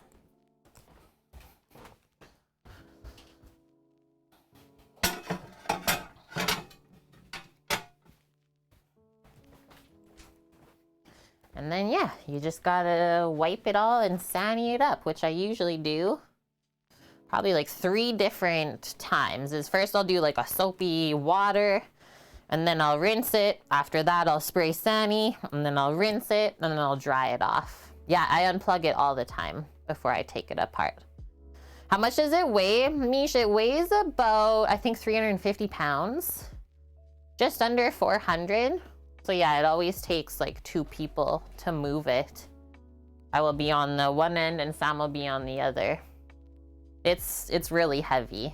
It's a beast. Okay, so while we have the bacon here, let's tray it up. We'll tray our bacon up for the baking of it later. Yeah, 160 kilos. And then let's line a sheet pan with some parchment. Then we'll shingle it. And then this takes about 15 minutes in the oven at 375 Fahrenheit. And I find it's way easier to bake your bacon than to just cook it on the stove top in a pan. This is how most restaurants cook their bacon as well. So what was our thick side? I think this, right? Yeah. Okay, so I'll just go right across. Boom. And then we always do fatty side away from us so that you can also layer or shingle it onto the meaty bit there. And that keeps it moist as it cooks. It's way less mess, hey Cookie?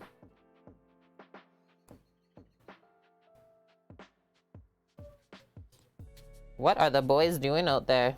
They're getting rowdy. 1 beer, it's lit.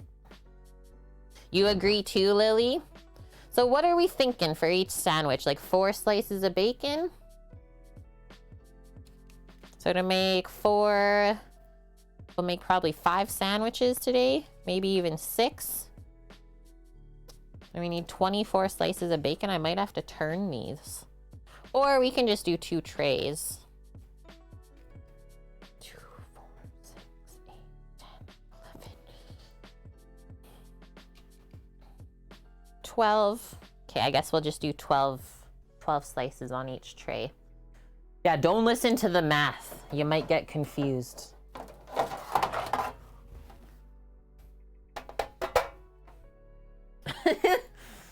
Math on a Sunday even? Sheesh. What are we trying to do here?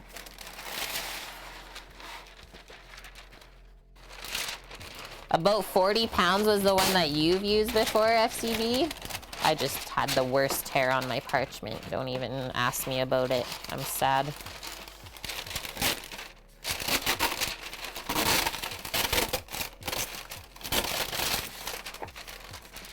Does this even count?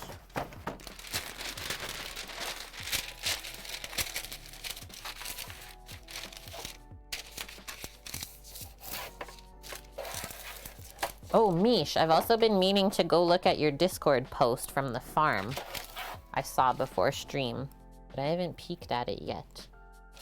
Did you see a baby sheep get born?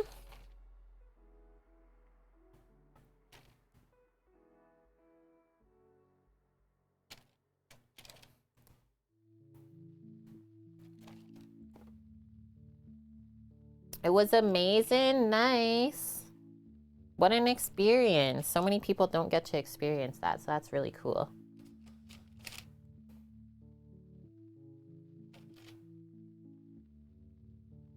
Oh, triplets? That's gotta be rough, hey? It was at a sports bar? Okay, cool, FCB. I didn't know, like, you prepped at a sports bar. That's really cool. Was this 12, 2, 4, 6, 8, 10, 11, one more. 12. Okay, I'm gonna wash my hands again. And then we can just put a lid on this stuff and take it to the fridge for now, the rest of the leftover.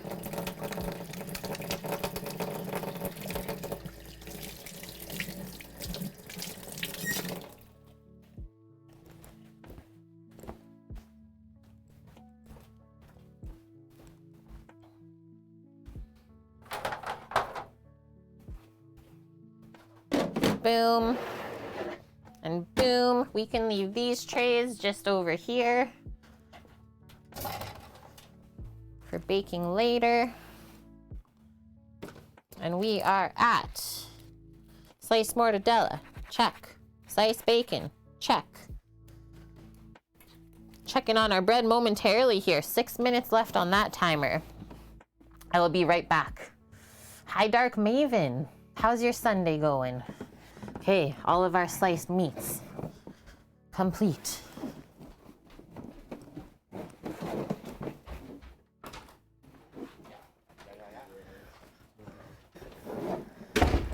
Meats. All of the bacon. It's Astra? What's Astra? You crazy girl? Get going.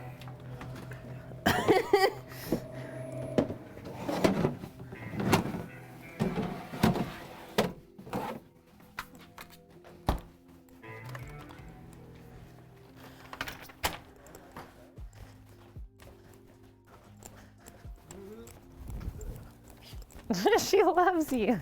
Oh yeah. She's like, you smell like peppers. Oh, you stay with them. You stay with the boys. Yeah, she knows. Stay with the boys.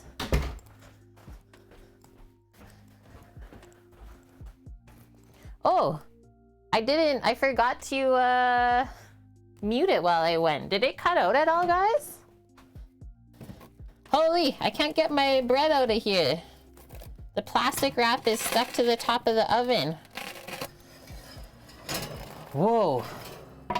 I would say she doubled. It didn't cut out? Sweet. That actually makes me so happy. It was fun. You saw or you heard all my little chats then. Hi, Luna Loves Death. Dark Maven, I heard bacon and you had to come and check it out. Yeah, our homemade stuff too. It's been a while since we made it. Okay, so we're gonna divvy up our bread dough now into 3 little bread pans. It's gotta rise a little bit more after that. We're just gonna divide it right on our cutting board today. It was a nice rise, I would say, Mish. That was just under the 1 hour mark. And we have a recipe linked for this dough if you would like to try it for yourself at home. Grab a bench scraper. Doesn't seem super sticky, but we'll bring out some flour just in case. It does have butter in it, so it shouldn't stick to your hands too bad. I usually just like to put the flour where we're gonna pour the dough so it doesn't stick onto the board.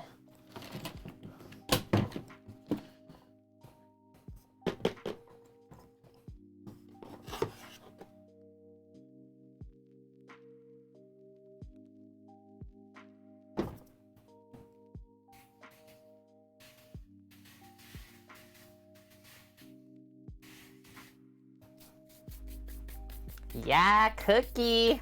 It's coming up. Got the bacon, lettuce, tomato sandwich. That's actually perfect. Wow, like, look at those gluten strands even on the side of the bowl. Crazy. How do we even get this out of here?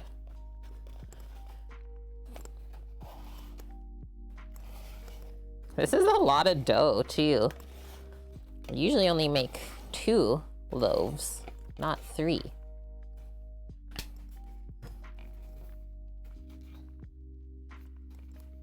Hey Cookie, are you still on your sourdough train?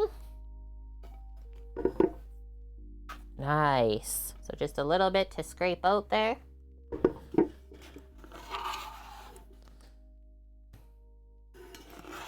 This feels good. It also smells really good.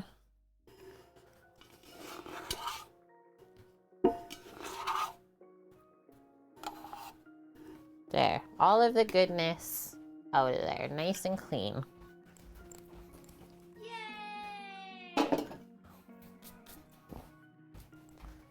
Holy! Thanks, FCB, for 1,000 biddies. We're now at 41% through our goal.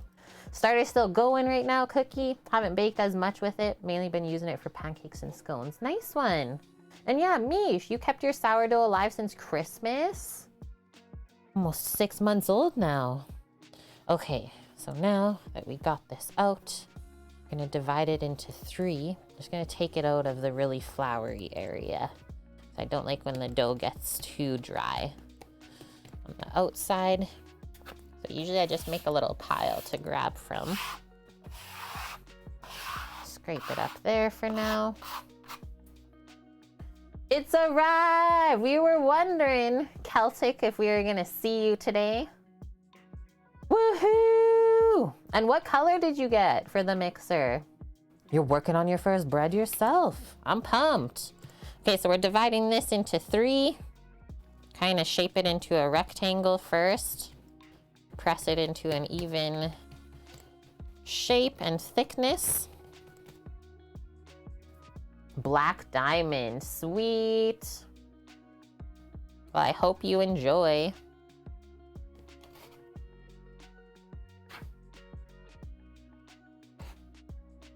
There's that.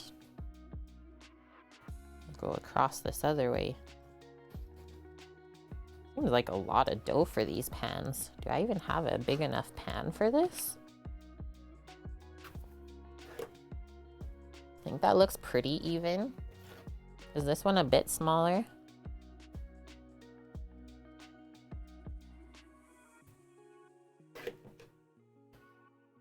Move that over. Move that over as well. They shouldn't really stick to each other now though. And then the first thing we're gonna do is just press this all out, like really flat. Move the rest of that flour away too. So we actually want the middle of this to be able to stick together. So now we're releasing out any air bubbles that have built up in the first rise. It's okay, they'll come back. It's really important that we take those bubbles out, otherwise they can overproof later on, and that's what we don't want. And so then usually from here, I mean, it's too long now for the loaf pan. Yeah, nice one. That's what we're making right now, is some just simple white sandwich bread. So I'm gonna fold up and over this way, guys, and give it a press. And then I think we'll roll it the rest of the way onto itself. So seal up that together. We don't want any air bubbles stuck inside those layers either, because you'll get a tunnel, is called, through your bread. I don't know if you've ever sliced into a loaf of bread and it just has a full air pocket through the middle. I'm gonna roll away from myself, and you're just trying to keep this really nice and tight as you do this.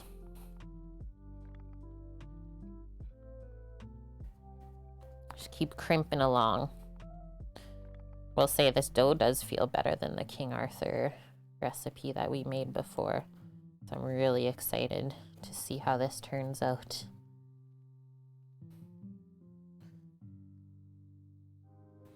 Luna Loves Death, thanks for the question. What kind of yeast do you use, instant or active? You use instant and you feel like your bread doesn't rise well. Could be that the ambient temperature is cold where you do the proof. So yeah, bread is a tough one. I actually use active yeast. The brand is Red Star. It's an active dry yeast. And then as we get to the end here, guys, I like to tuck in those edges just so that we can keep fitting it into the pan for the length. Keep rolling. Nice and smooth.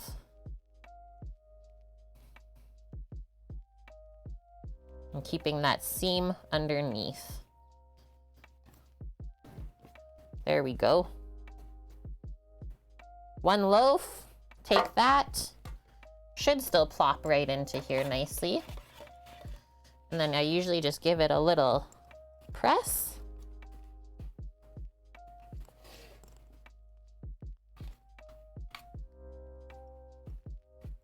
First one, done. And yeah, I will say, like, if you're trying to proof your bread in a cold-ish place, it just won't work the same. I've had it happen to me too, so yeah, don't get too stressed about it. It's a learning experience. Okay, so actually, is this still warm inside? Semi-warm? Okay, I'll rewarm it once we have these all done up. Thank you, Luna. Yeah, instant yeast, Brit G. Appeals to your laziness. Because it will go quicker, right? And then this is the other thing Luna loves death, is you actually have to use more active yeast than instant yeast. So if like the recipe calls for instant and you have active, you have to use more. So fold this. Okay, I'm gonna go get the car with Eric. Okay. We shall be back. I'll be here. Yeah. Later on. Yeah, for sure. I'll just drop the car. Yeah, we can just pop by. Because you're busy. Alrighty. Okay. Well, thank you very much. Yeah. Nice seeing you. Yeah. Bye, everybody. Everyone say bye to Stem. Bye. We'll be seeing ya. Okay, so now we roll. Yeah, Brit G. Just doesn't have to be proofed, the instant yeast you're saying. That's like part of the fun process, though. I love this dough, guys. It's not sticky at all. Bring this closer to myself so I can just keep working on it.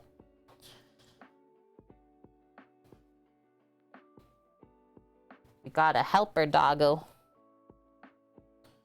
She's back.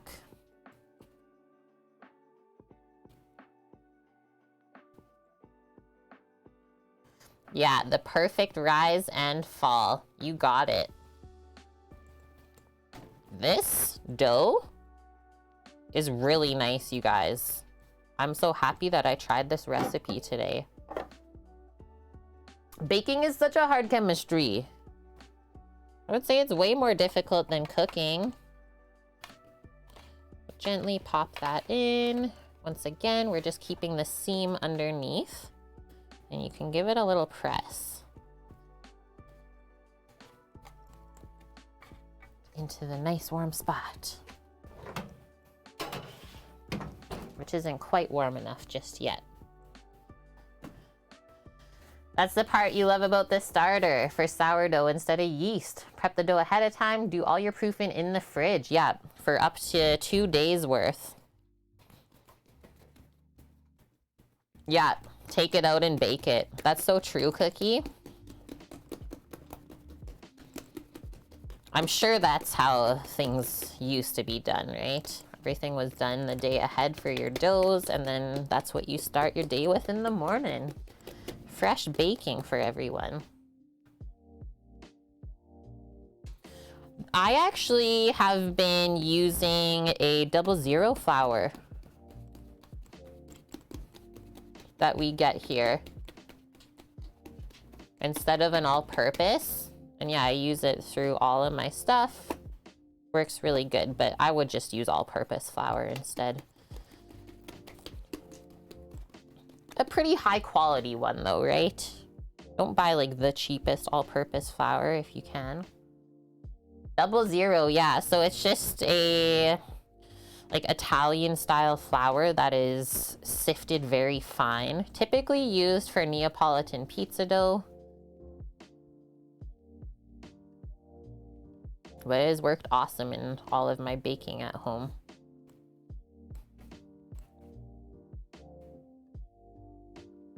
It is pretty expensive. We got a good deal on it though. We're able to source it at the business Costco here, which caters to like restaurants and kitchen stuff. I think we can buy 20 kilos for $40. Maybe not even that price. 20 kilos for $30?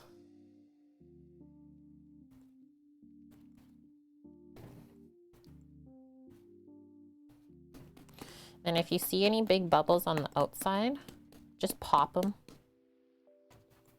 You don't need them. It's not gonna hurt the bread dough. It'd actually be worse for you to keep them inside than to take them away. Okay, this one seems a bit larger. Give that a little press. So nice. Yeah, 40 pounds. It's huge. It's not Caputo. It is Polselli. I'll put it in chat.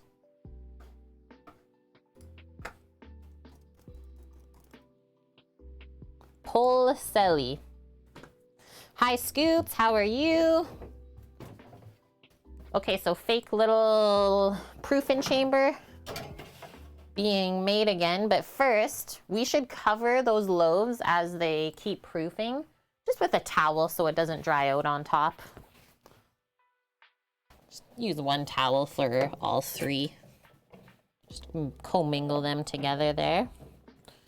And so we'll just do a fake little preheat. Get that warmed up. Do a cleanup while we wait for that. And then it should be a half an hour rise on those, or until they're popped up 1 inch above the baking pan.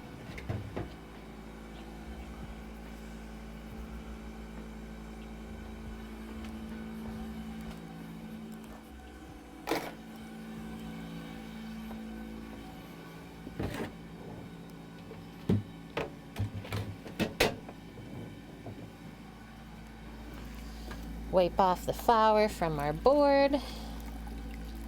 And so in this next 30 minutes, while we're waiting on the bread to proof, we're gonna get our condiments for this sandwich together. We'll get our greens all ready to go, our lettuce. We'll slice our tomato. We'll make up a little bit of garlic mayo. I thought would be good instead of just a plain mayo.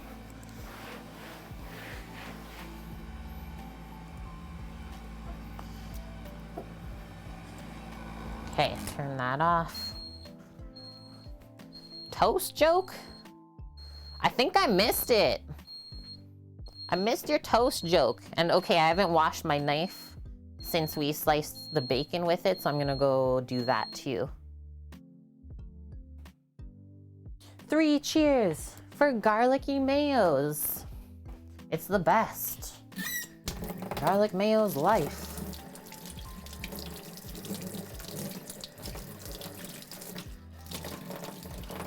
Like, we couldn't have found more perfect tomatoes for this sandwiches today, though.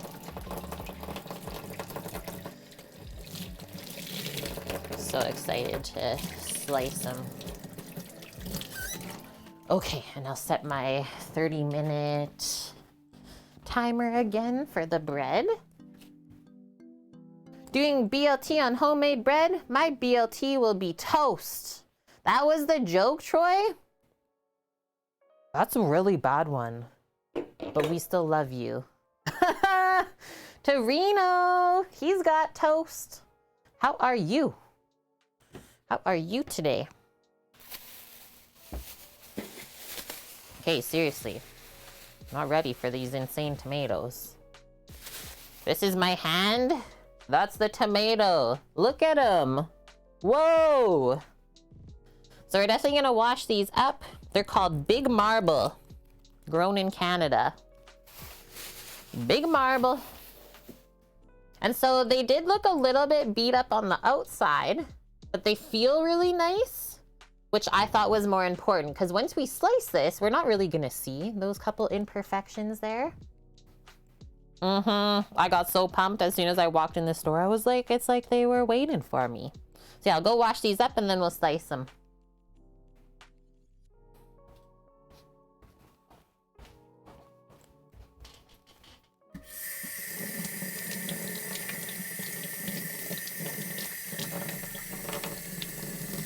They're so heavy. Each tomato is like a pound. They got some weight to them. That's a really crazy toaster. What streamer are those emotes from?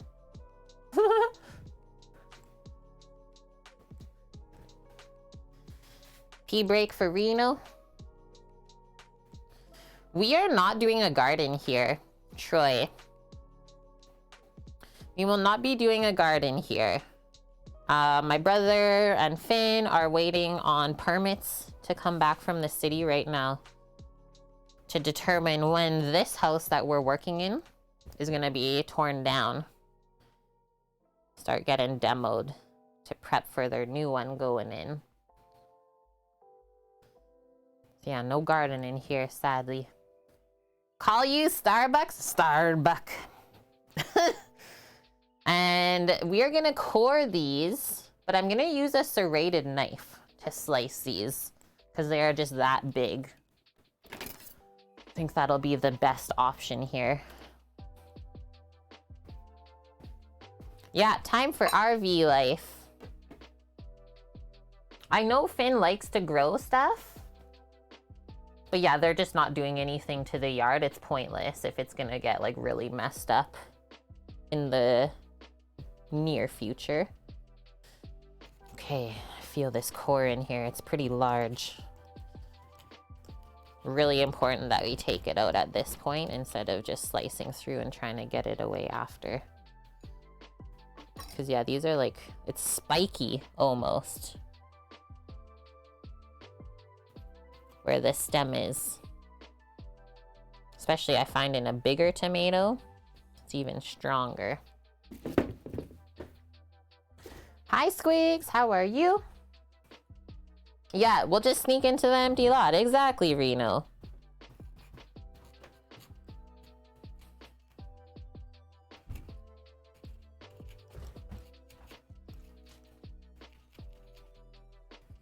I actually want to do it. Okay, holy, look at that. What are we even carving out here? Going on a paleontology trip in this tomato.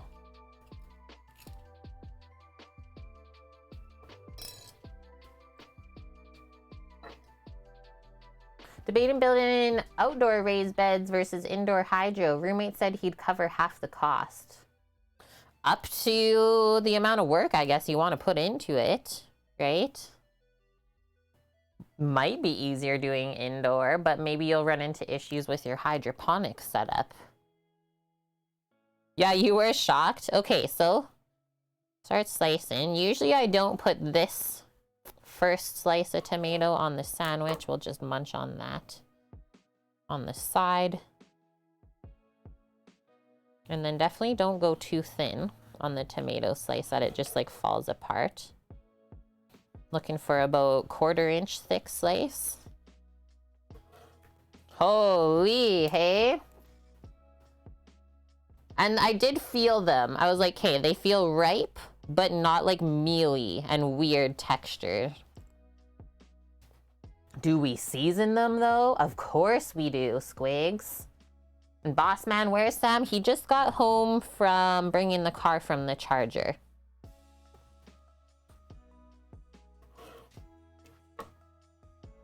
Zinc, you do a raised garden bed. Yeah, at least you'll get outside. I will say, I super enjoyed the raised beds that we used on the island when we were there. But they were also like self-watering, so I think that was like part of the enjoyment. It was a little bit lower maintenance.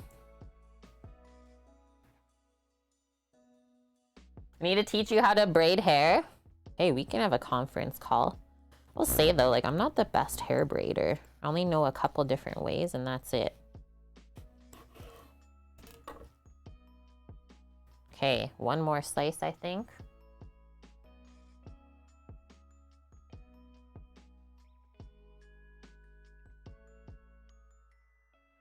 Crazy Celtic. King Arthur hands down and then gold medal. And then the generic. Yeah, dead and lifeless for sure. Pretend the hair is holla. Boom, perfect braids. Okay, so however we braid the bread is how we braid the hair. Thank you, Twitch Blackmore. Pro tips here. That's the tomato butt. Move those over. Not a ton of like juice coming out either. That's nice. Not gonna make the sandwich soggy.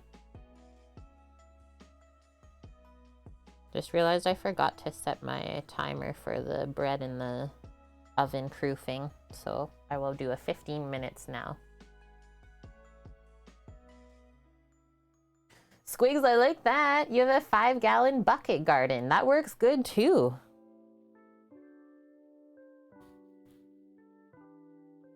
You gotta start somewhere.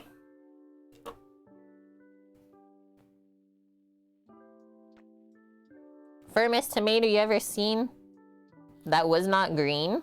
Yeah, it's nice.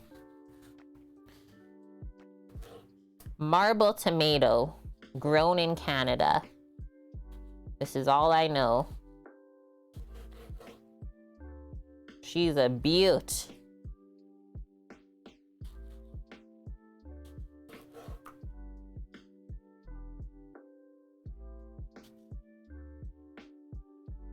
It's actually pristine. Like, I'm almost speechless here as I slice it.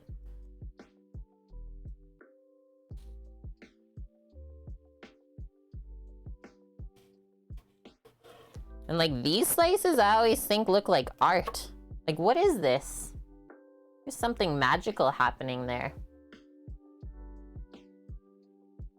Ooh, that's smart, Scooter. Yeah, doing like little pots and stuff, easy to move for your garden. That way, if you do get a storm, you can at least protect some of it. Good one. Because yeah, you can't just move a raised garden bed into the garage. Or can you?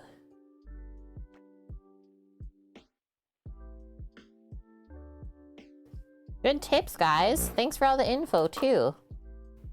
Nice to see other people talking about it, since I am not gardening this year.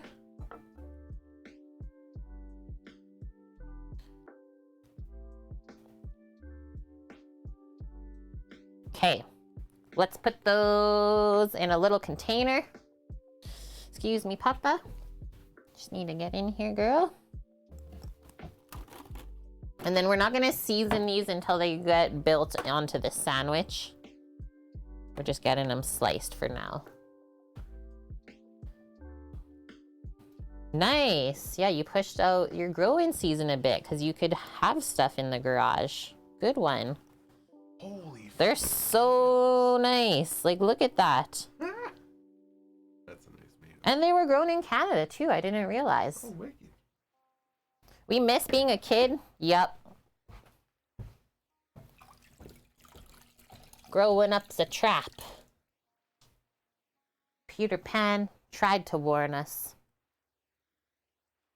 Okay, next up, we'll pick through some lettuce for the sandwich. And then we will make some garlicky mayos. And then I think we'll get our bread baking and start working on our sweet potato fries. That's how good we're doing today. Dry this off. It's true, yeah. Only as old as you feel, right? Okay, BRB.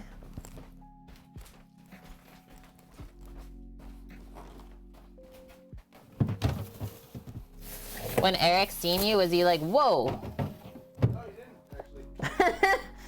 Woo. Who is that, man? He's happy. Huh? He's happy he's done. Yeah. Small amount of garlic. Who else had to weed mom's garden as a kid? Doesn't have one now, but you still miss it? I never really had to by myself. But like, definitely help. That's for sure. Okay, so our greens. Remember our situation from yesterday? How could we ever forget? Just gonna pick through these a little bit. They look pretty good though. Maybe we'll pick through after, right before we build the sandwich. But I'm just looking for any pieces that are kind of rusty, not so nice.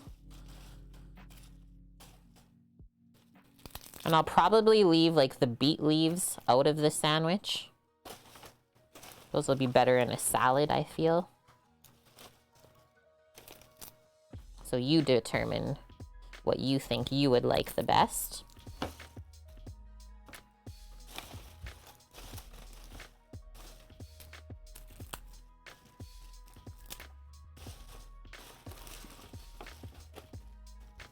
What happened with the rest of the greens, Lauren? They're still in the fridge. Just had to bring it up. PTSD.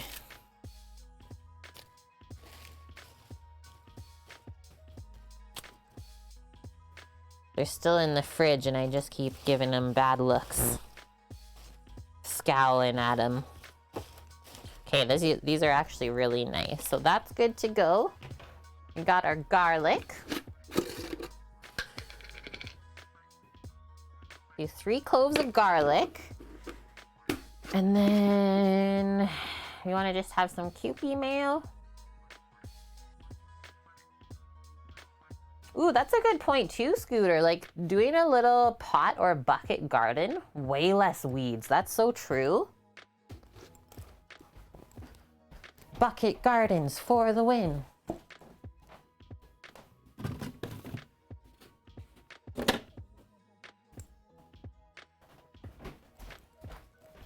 Mayo. Garlic press.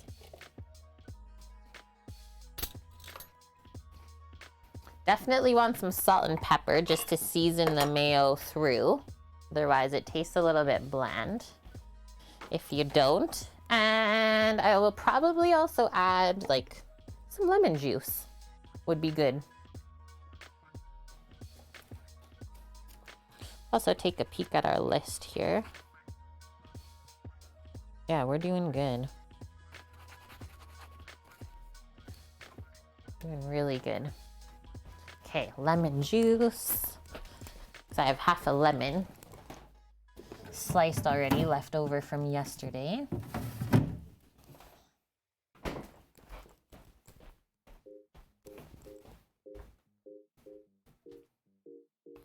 So first things first, we'll mince our 3 garlic cloves.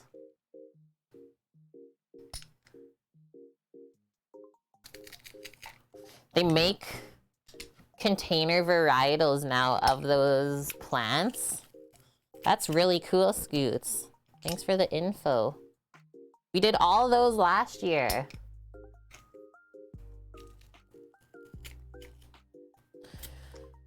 Well, that's also a good point, Troy. Like, if you have carpenter skills already, you're already halfway there for the raised bed idea.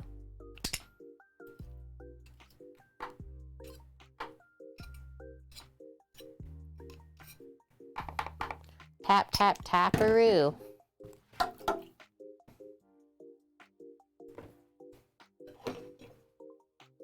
Let's get some mayo in there. This would make Bonk very proud.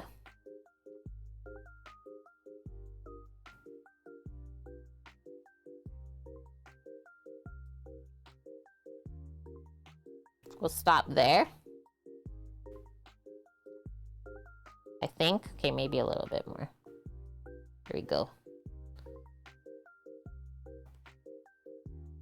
These containers are so funny. I don't think I'll ever get used to them.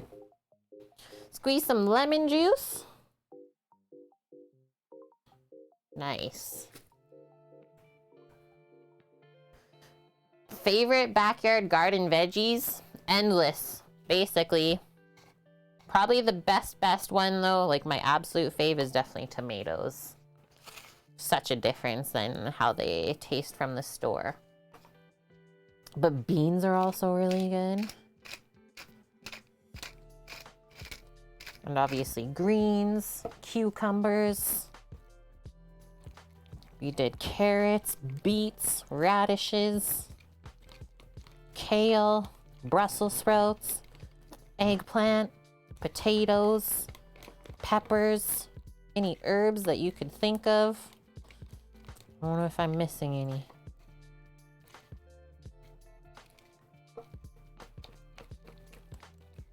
Only ones I haven't done before is like cabbage and broccoli.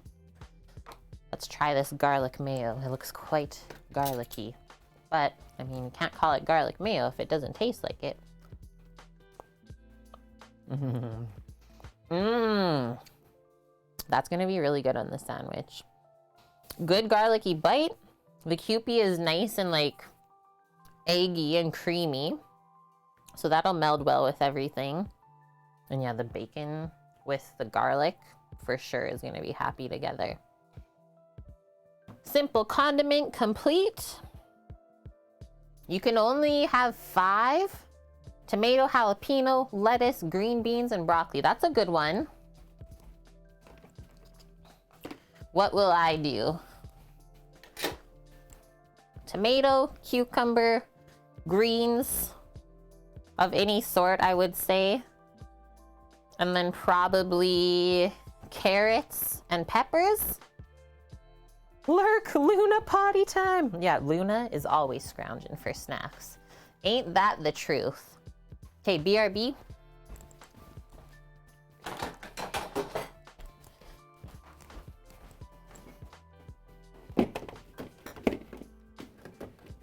Garlic mayo, complete. I'm gonna peek at the bread in the oven. What variety of peppers? I would probably go sweet variety, like maybe red peppers or orange. Hey, they're looking really good. The bread loaves, it's like even. The dough is even with the baking pan right now, so it can definitely go a bit longer. So if I have 3 minutes left on the timer, I think I'll go up to 10. And we'll check it at that point. Okay, sweet potato fries. So let's start heating up our oil. And then while that is heating up, we can dry off our sweet potatoes that have been soaking in a cornstarch water mixture. And that's gonna help them crisp up a bit more. You like spicy peppers? Jalapeno and habs? We have grown both of those before. And it is quite rewarding, I will say.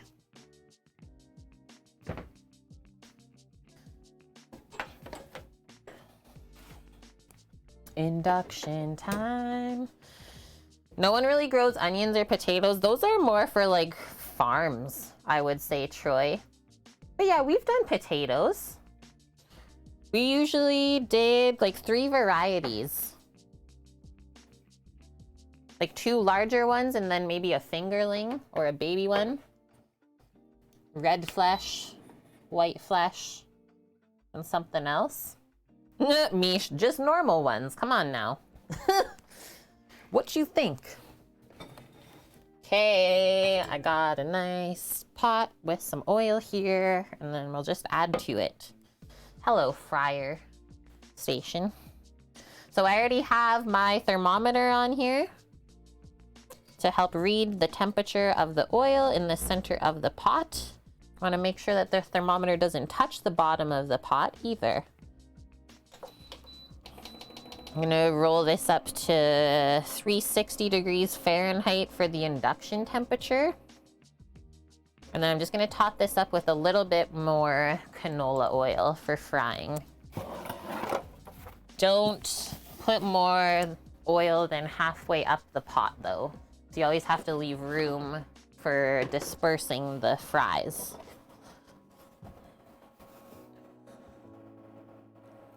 And I think the oil that's in here has been used twice already?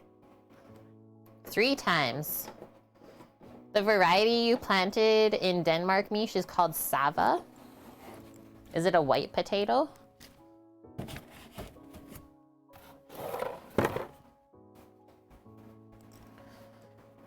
Okay, so this is gonna get heated up to 325 degrees Fahrenheit. While we wait, I'm just gonna pop it down beside us so that we can work on drying off the sweet potatoes.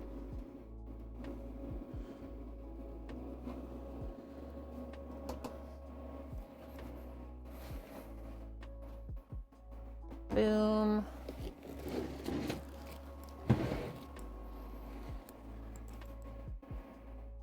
And yeah, it'll kind of take about half an hour. Oh, I am gonna look that up. Danish potato variety, Sava. Nice. So just a yellow flesh. That's what we like to eat a lot. Planted around 30, like potato seeds. Should get quite a bit then. Let's put a towel here. I think they're actually all in the dryer. Clean the ones that I want. Let's line our sheet pans with towels that are gonna absorb good moisture.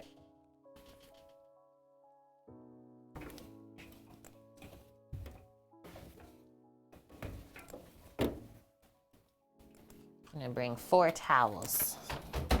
Give us lots of options.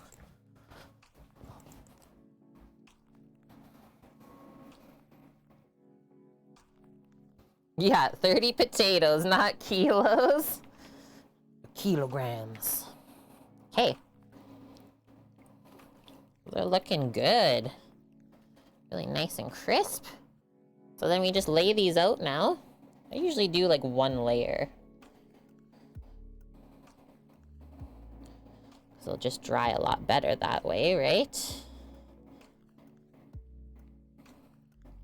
And then on this 1 layer, you could also take a towel and put it on top and give it a couple pats.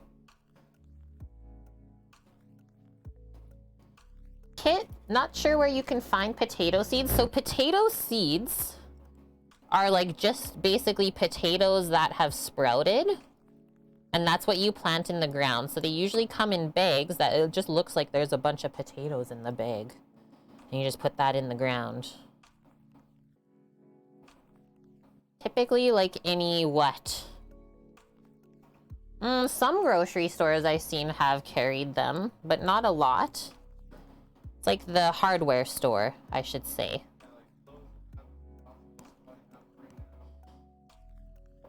Or obviously a garden center as well. Yeah, anywhere with a garden center, let's say.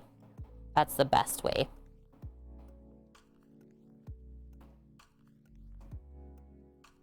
Whoa, we deep frying them. Yeah, seed potatoes. Reno knows. You can just plant actual potatoes. You just want to make sure that they have sprouted or at least have an eye on them. Cookie is all we looked for when we were at the farm planting. So you would just like take a potato that has sprouted and like just cut it up into where all the eyes are, which was wild to me. I was like, we can cut these and they'll still grow. And yeah, it worked awesome.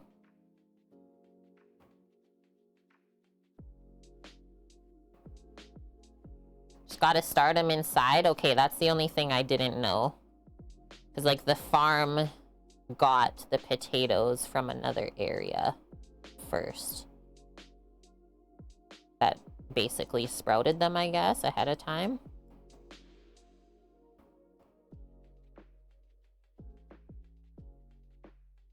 Good one, Squigs. Don't use store-bought potatoes, though, to start your seeds, because they put growth inhibitors on them. Nice. 2. Weird stuff happening in the food system, I tell ya. Okay, I think I'll just do a couple layers.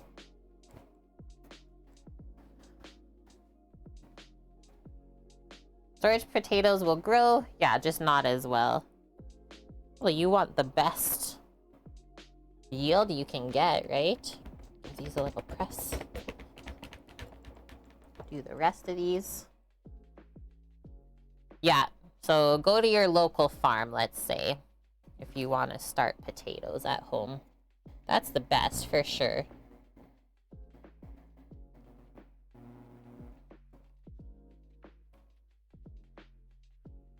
Hello? There we go. I was like, my thermometer hasn't moved. We're at 125 Fahrenheit. And then 2 minutes before we can probably turn on the oven, bake our bread off. Seems happy today. 8 buckets of potatoes growing. Let's go, Squigs. 15 heirloom tomato seedlings and 15 pepper seedlings. I love all your stories of your guys' gardens. Please keep sharing them. And then if you want to post photos of how things grow in the season, We got a gardening channel in our Discord, so please share. We'll live vicariously through you.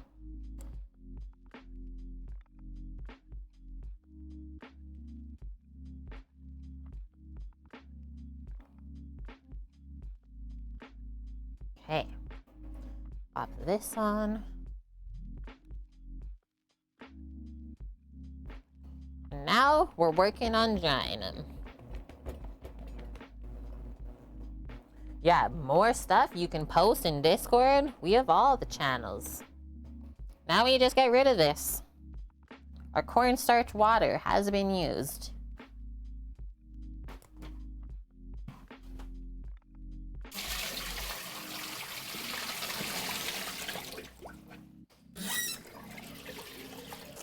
Interesting how you put starch with sweet potato, but then with regular potato you work to draw out the starch. Interesting.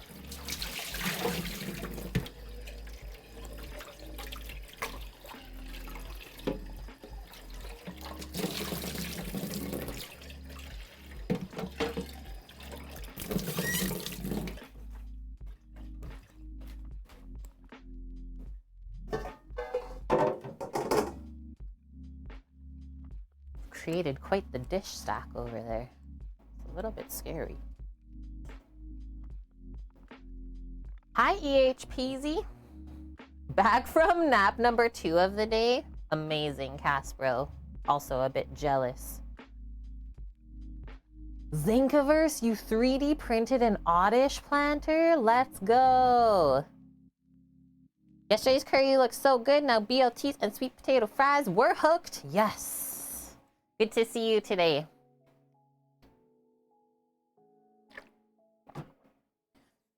We always cook deliciousness. Friday, Saturday, and Sunday. Oh, bread timer. Complete. Let's, I'll take away this for now. You can see the oven where this is. Whoa, it's definitely happy. Holy.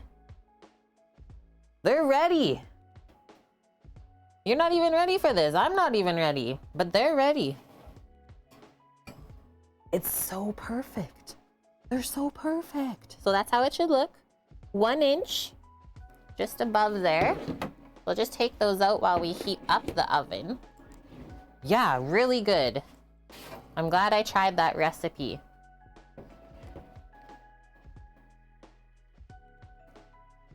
Like literally almost out of a magazine cookie. Sally's recipe, not King Arthur this time. She might have one-upped them. Just gonna add another oven rack first.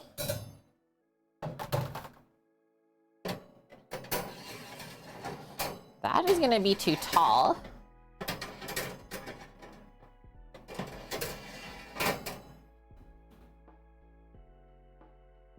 I think I can bake them all in the same rack, actually. Just do that then. They did fit together. So 350 degrees Fahrenheit is the oven temp we're looking for. And then it's about a 30-minute bake on there. But that is looking awesome, you guys.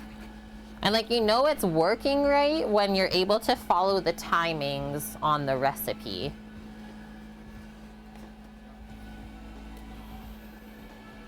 Nothing's messing up. Just gonna pat these potatoes again, make sure they keep drying off. Our oil's heating up over here. We're working. Troy wants to grow potatoes for vodka for the apocalypse. That will be a currency. We know it. Watched it the last 2 nights. Watching it in person, you're like, what kind of witchcraft is this thing? Oh yeah, the mixer, right? How cool is it? It's so fun to use. Blood Oak, in your 2nd year of getting your degree, you helped design and 3D print a modular hydroponic garden that could be used anywhere for almost any crop. Cool. So I have a friend in California that has like an amazing hydroponic garden setup. Want to see if I can find her. and see if I can show you guys it. It's so cool. Garden Up. This must be it.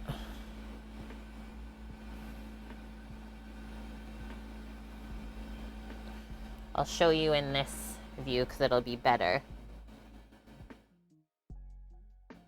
Like, that's the whole setup, and then she puts that in for the starter. Grow it in your closet like Torino.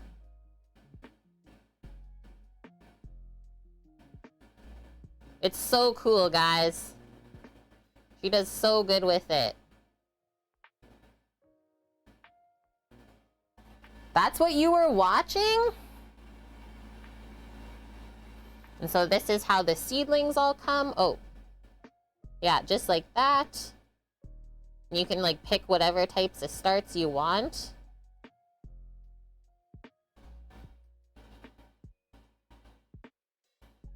Yeah, she was actually our photographer with our travel group in Thailand.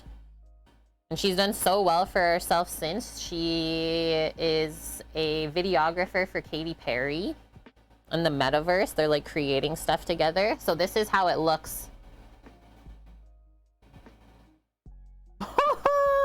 It grows insane. Insane. So that's what I want.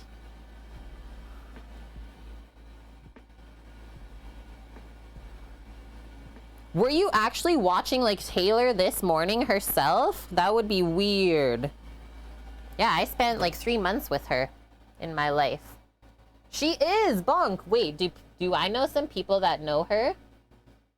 Yeah, that's Tay. She's a sloth. But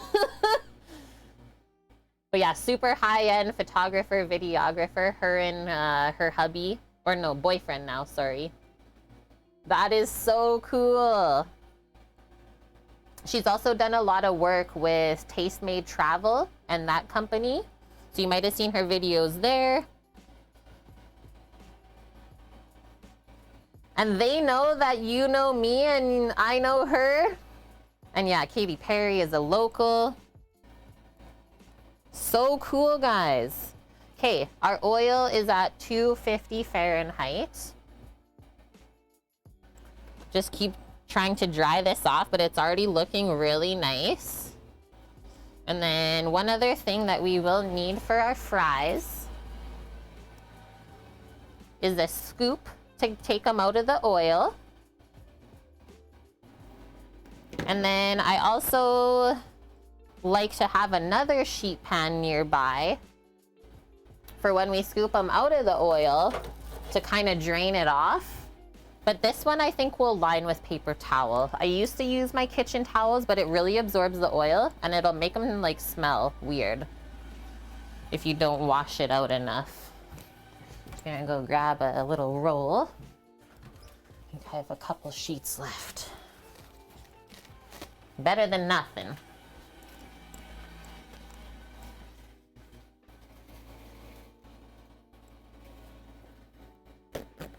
Okay, that's actually mind-blowing that you guys know Taylor or have like seen her stuff before. Just keep that paper towel nearby, and then this is for our fries coming out of the oil. So I'll just put that over to the side.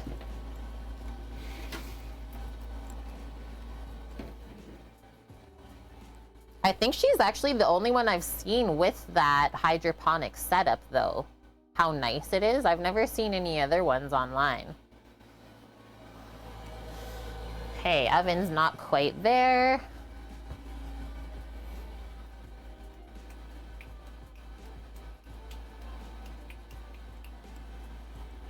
We are ready though. Doing good for timing so far today as well. Like our homemade bread, we sliced our own bacon, we didn't buy it pre-sliced, and homemade fries, not just like out of the freezer section at the store. The other thing I was thinking about for the sweet potato fries is like some companies will kind of put a very light batter on the outside to help them crisp up, or maybe even a dredge of like some cornstarch or rice flour. But I think we'll just go plain today. Keep it simple, and then once we know, we can get more creative. because that's all this recipe says. Yeah. Okay, while we wait a little bit longer, I am gonna take one more quick bathroom break. I'll be back.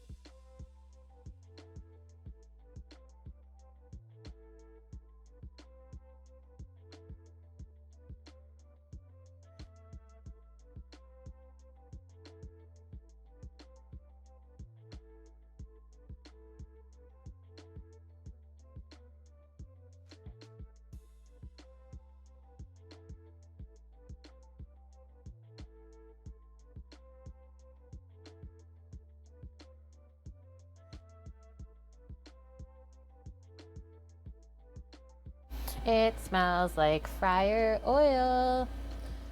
I'm not gonna restart my computer just now for an update, but thanks for asking at least. Thanks though. Thanks for not just assuming that I wanted that done. Okay, oil's almost hot enough, so I'm gonna start getting the setup up here. Your low and slow prime rib is going very slow. Had to jack it up to 300. That'll be okay though. You're doing a reverse here. 300 is good, just no higher than that, let's say. Put that there. Oven, not quite ready yet. That's all right though. Put those over here. Hello, oil. So crazy.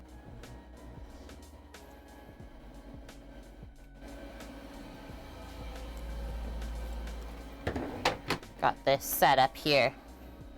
Go boom. Potatoes over here. Bread update, almost going in the oven. Yeah, I want to eat before 8 p.m. Oh man. When it starts taking a bit too long, yup. Yeah, oven's just heating up a bit more here. But they're looking insane. At least after I took them out of the oven, they didn't rise as too much more, but they look beautiful. This is oil. We'll go closer view once we start to like fry stuff, which is right away here. We're at 310 Fahrenheit. Waiting for it to get up to 325 Fahrenheit, maybe even 330. Because I know that the potatoes are gonna cool that oil down as soon as we put them in. Just realized that this was really turned that way still. There we go. So I will reuse oil. Usually 3 times if we're frying things that are clean. So potatoes, fish and chips, batter type things are okay. So when you get into the things that you are dredging, so chicken wings get like a flour breadcrumb dredge sometimes on the outside, and then all the flour falls off into the oil, sinks to the bottom, and then it'll start to kind of burn there where it's on the heat element, right? So yeah, once you get that happening in your oil, it'll start to make it taste bad, and that's when you change it. But this is nice and clean, and then we always strain it after we use it. And like I said, this was the 3rd time of that batch, and then we just added a little bit more extra to get the amount that we need. It's fine, it's burnt, I give up. I think it's this actually. Is it that one? That's one of my favorites. I forgot who made that one, but it might have been Vune for the smoker stuff. That was me this morning with the bacon. Oh, it is. It's fine. Perfect, Cookie. Okay, hello, oven. We want to get baking here. I'm gonna start doing my fries first. Phew. Torino couldn't even remember the command. Sheesh.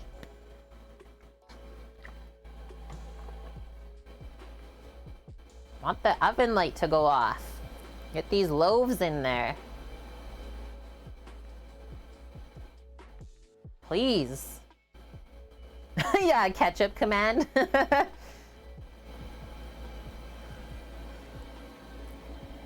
Okay, just creeping up to 325. And yes, that is true, Bonk. Good point. Also, Bonk, how are you? How's it going? You feeling a bit better? Yay! You got it, Troy. I'm happy to be of service, and thanks for the 100 bits, dude. Your hierarchy was potato, then chicken, then fish, and then dump it. But yeah, battered stuff, big difference, right? Because the batter still commingles, and then you can scoop it out, and the oil stays clean. Pentium processors? Whoa. Dang, Bonk. Yeah, still a bit disappointed. A bit of FOMO there. It's hard not to, though, when you, like, planned on going, and your body's just not up to it. Okay, oven temp, finally up to it. Put these babies in. They seriously are picture perfect. It was almost close to, like, overproofing. Yeah. 1, 2, 3. Woo.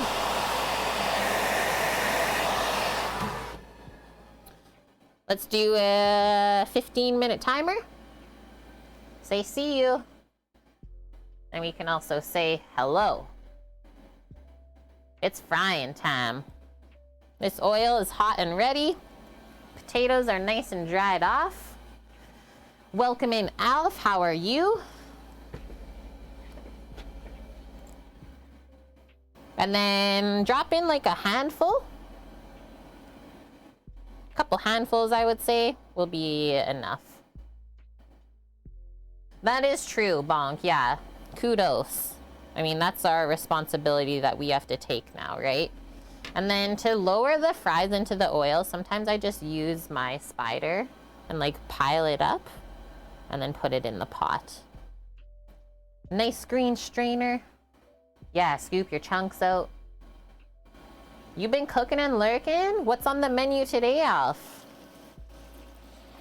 Let's do a little bit more, I think. Just a little bit more like that.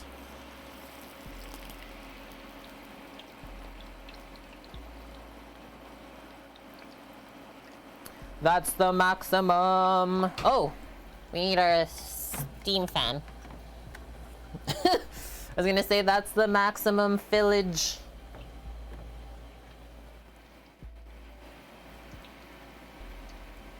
Hello? Steam fan? More power.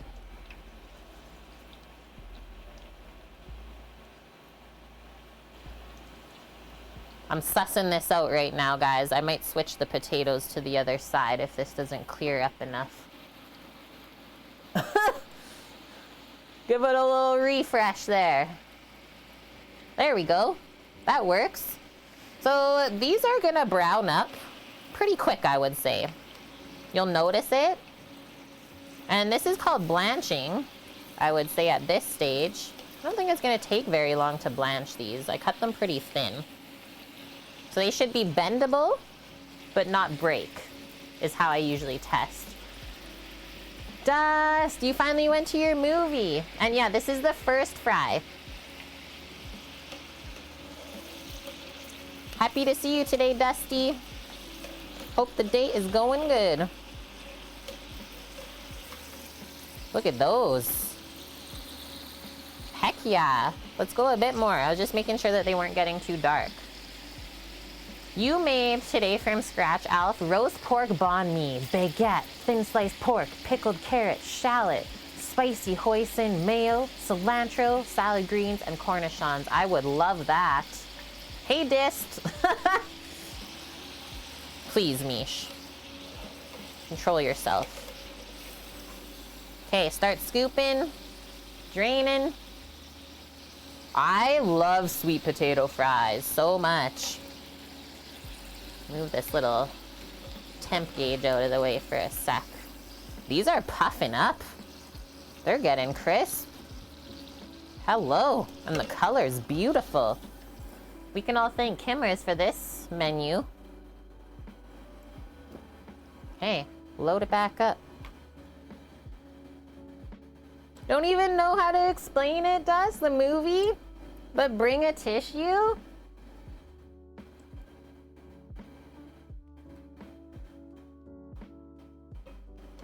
It's a Batman, right?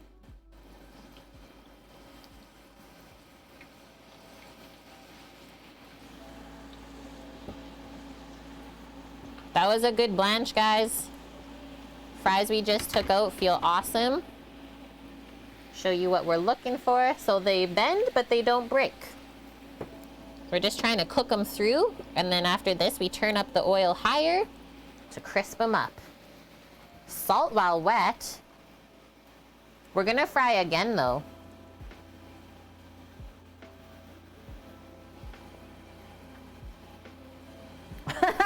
Torino gathers up his free eggs. Love it. That's the tallest bread I've ever made, you guys. Can you see this? We need to zoom in on this. What have I done? They're like 3 inches above the pan. Sam says from the other room, perfect. Leggy bread.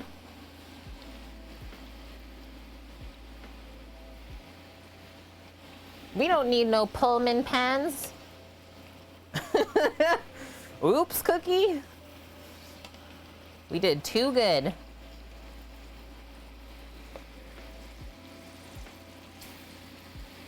That's right, Mish. You bend, but we'll bend, but we won't break.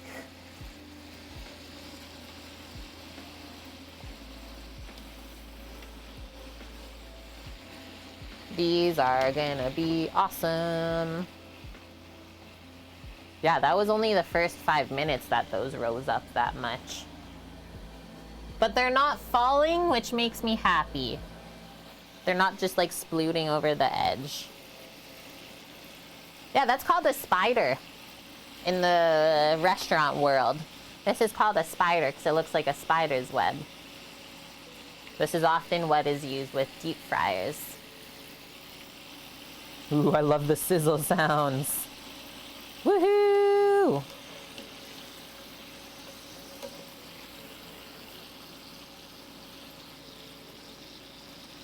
What's a good oil for sweet potato fries? Boxar asks. I'm just using a canola frying oil.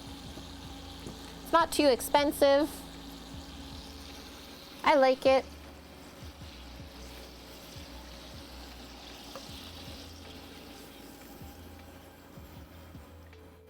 Peanut oil would be the most flavorful, but is also quite expensive too. So you gotta do what works in your budget as well. And then that's the other thing, is you also have to make sure you're just cooking for yourself and no one that could possibly be allergic to peanut oil. That would be scary. Let's do a little bit more here with those. Maybe that. They're frying up so nice though. This is almost easier than actual potatoes.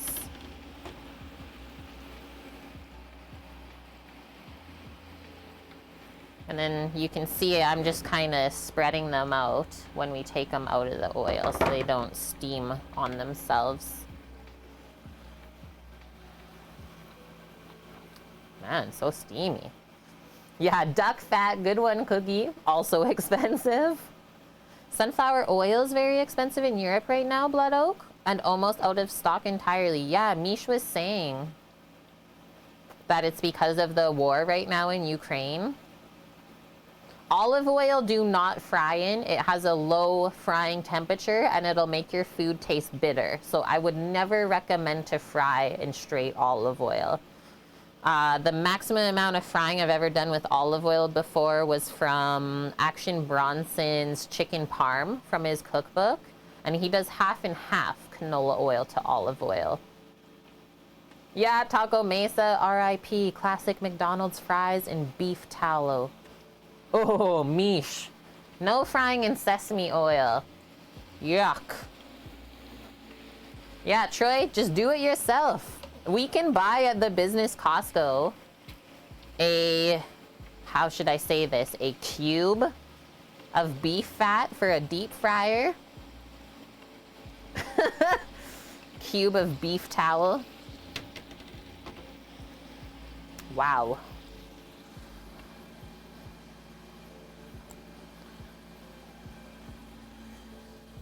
Can I get a hot cloth so I can swivel these bread loaves around?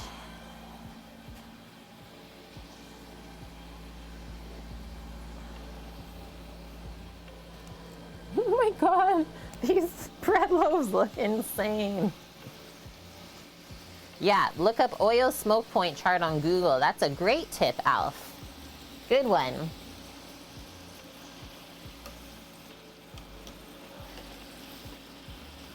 These are looking great.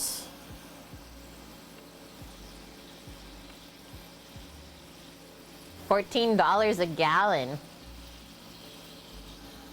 Is that inexpensive then?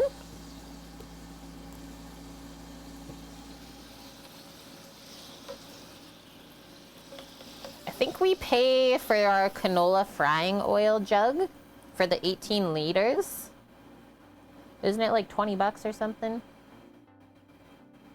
Peanut oil can leave a nutty flavor on fries. Yes, that is true, Mish. Some people really like that, though.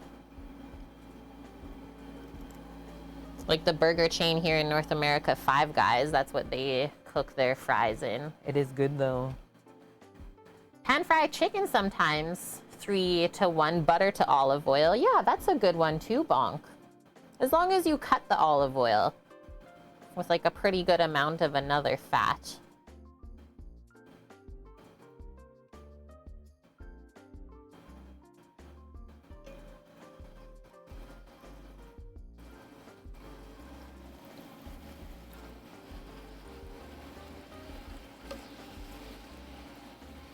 That drain off.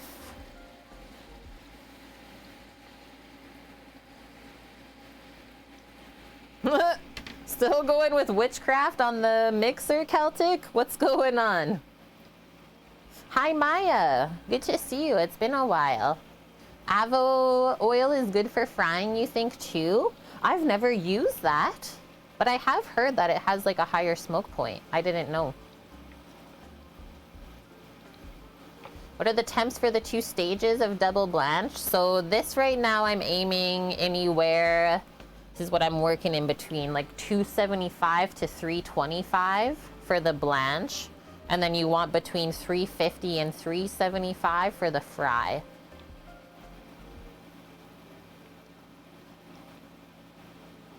Around 500 plus. And yeah, you mostly lurk. Love it, Maya. Thanks for the lurkin'. You know we appreciate ya. Yeah, avocado oil is pretty expensive, isn't it? I'm just gonna go refill my water.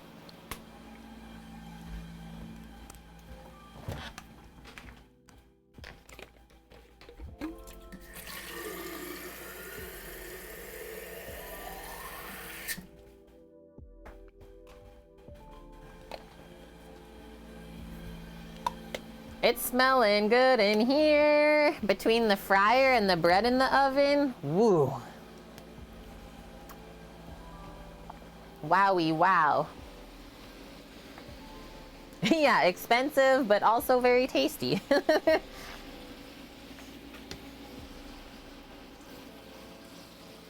2 minutes. till we look at the bread.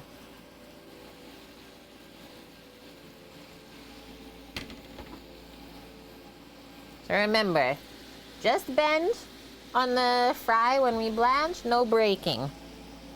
But it's also not just like crumbling in my hand either and falling apart and mush.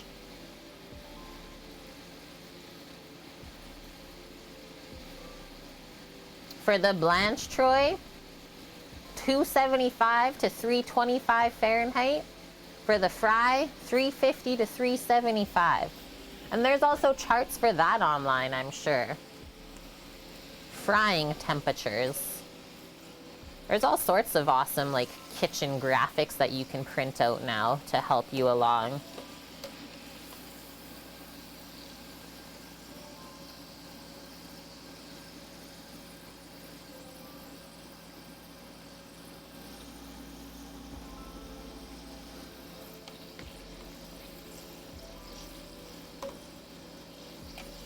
Come over here.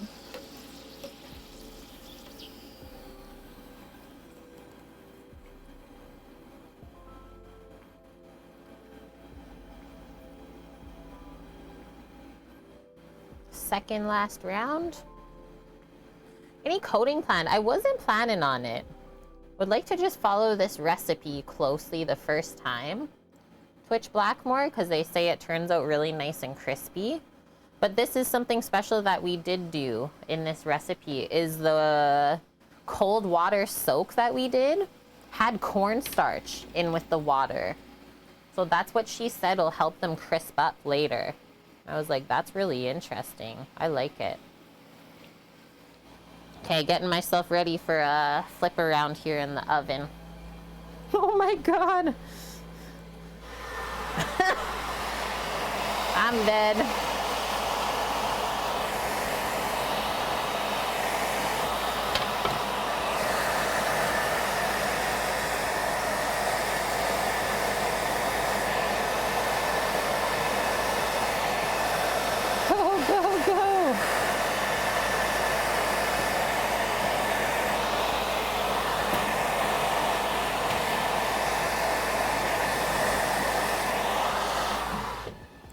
Insane. Did you guys sneak a little peek there?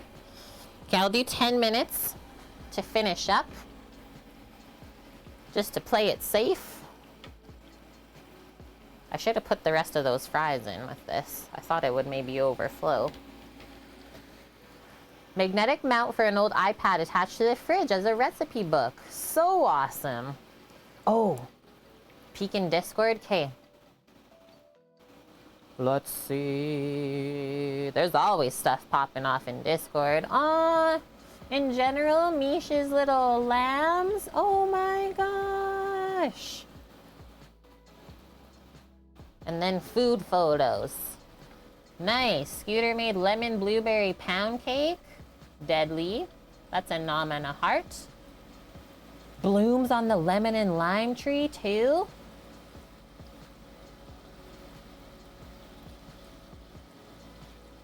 Eric's got new exhaust. Where are you at, Celtic? I don't see nothing. Yeah. Watch Caden 8-bit on it. Yes.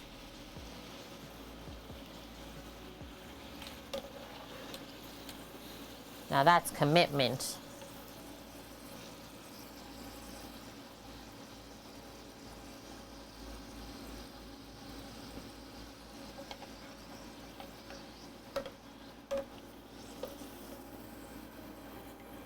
One more round. The last round, and then we can turn this up.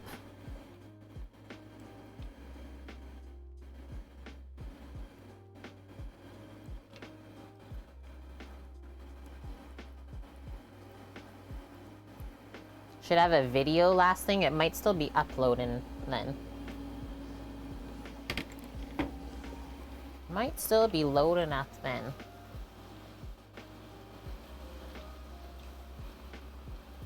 Oh, now there's stuff happening. Literally uploading as I was looking at it. Hey! Okay, so you used the dough hook. as well. And then you also have some dough rollers, Celtic, that you can use. And yeah, feel free to use that spatula on the side. At first, when I had the mixer, the Incarcerum, I felt like I shouldn't do that. But yeah, you are welcome to use that spatula. Yeah, things will post better when you hit the button post. User error.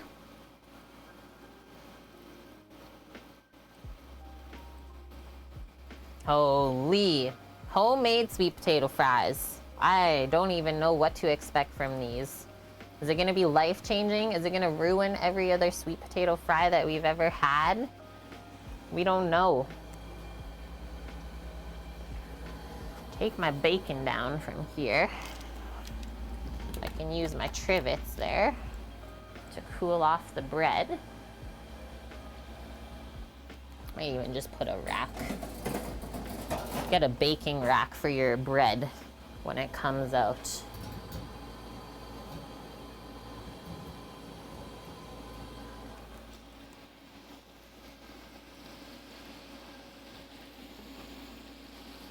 It feels like a sandwich and fry Sunday.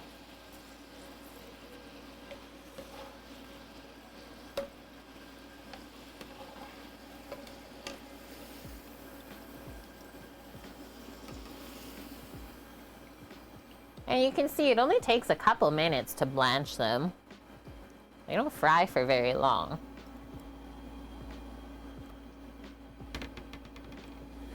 So now, this was at 360 before. I'm gonna turn it up to 390. And then let's just give a little wipe around of any splashes.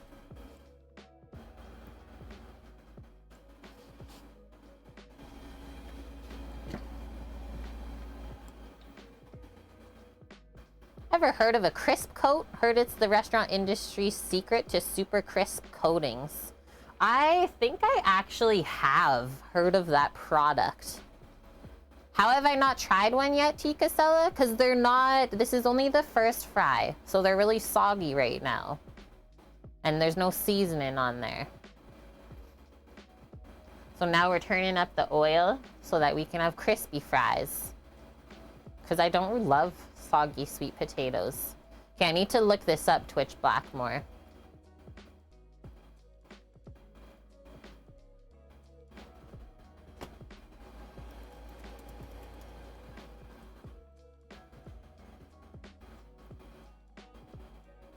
Yeah, so specialty blend of high amylose cornstarch and tapioca dextrin.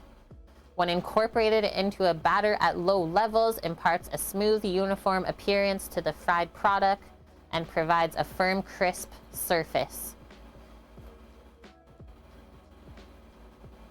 In addition to the textural enhancement provided by crisp coat to coated products, it also assists with maintaining a crispy texture during extended storage under heat lamps. I would just rather do things naturally. That's me.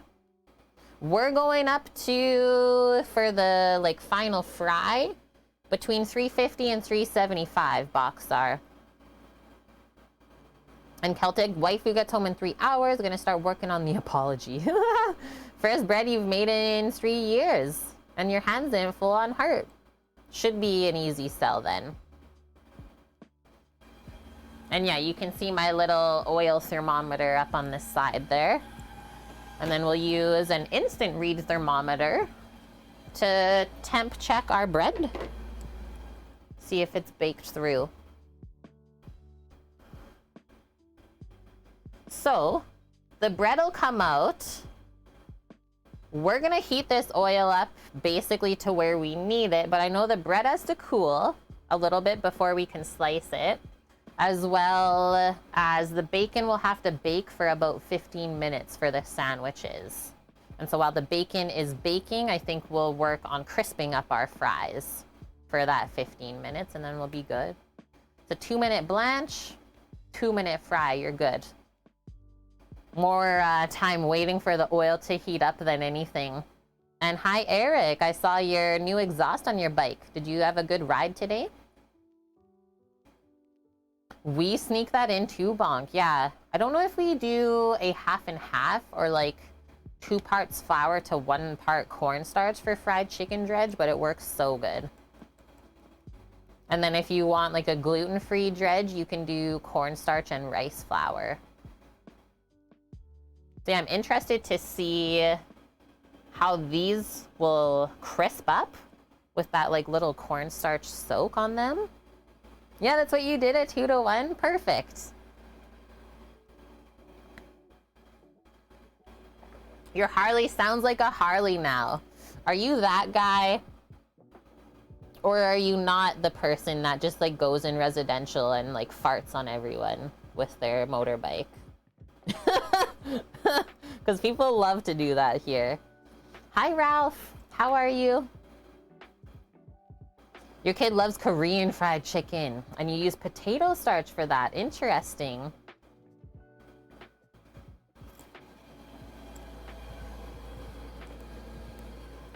Go, bread, go. We have 1.5 minutes till I check it. You even double fry your chicken? Cool. So yeah, this is just over 300 Fahrenheit. It'll take a while to get back up to the temp. JCGA. Why is it so difficult to make crispy French fries? Yours always turn out soggy. Because it's moist. Like veggies are hard to deep fry, right? Because they're not dry. And so even as we fry them, they're gonna keep releasing moisture that whole entire time. That's why we always have to eat fries like fresh, right out of the fryer, right? But yeah, we'll say this too, Bonk, is some people only fry once. It is recommended to fry twice. First at a lower temp to cook the fry through and release some moisture, and then second time at a higher temp to just crisp up. We got you. And then if you want to check out more info from a blogger, check the second recipe linked there for the sweet potato fries. 16 people didn't show up for work today, and you were the only bag runner for a while. They just decided to duck out. What is that, Ralph? I thought that was rough when we had like half of the crew. 6 out of 12. But 16 people? All in the same day? New Moon must have hecked them up. Okay, timer on the bread. She's going off. Literally the tallest loaf of bread I've ever made. Not quite done yet. I'm gonna do 3 more minutes. It was only reading 185 Fahrenheit in the center. We're looking for a 195 Fahrenheit, so 10 more degrees. Yeah, we gotta do the double fry. We have no idea why they called out. They just wanted to make you work way harder today. Okay, so 3 more minutes on the bread, and then those are done and cooling off. And it's just bacon and potatoes. All right, I'm in. Cooking for 4. Yeah, minimum we always cook for 4 here. And sometimes we even cook for like up to 12 or 14. On Saturdays, we cook for some families in our community and then go drop off food. But usually on Sundays, it's only for 4 of us. And yeah, I have a lot of experience in the restaurant industry, so cooking for 12 or 14 is not stressful at home for me. It's very relaxing compared to working in a restaurant kitchen, cooking for hundreds or even thousands of people a day.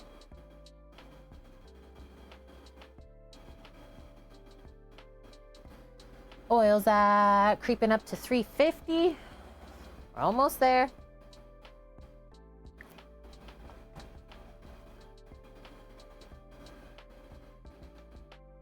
And I do find frying in a cast iron pot really holds the heat a lot better for the oil. Nice heavy metal there. Almost even better than like just a countertop deep fryer, I would say. Induction, cast iron, pot. Good to go. Okay, 1 more minute on those breads.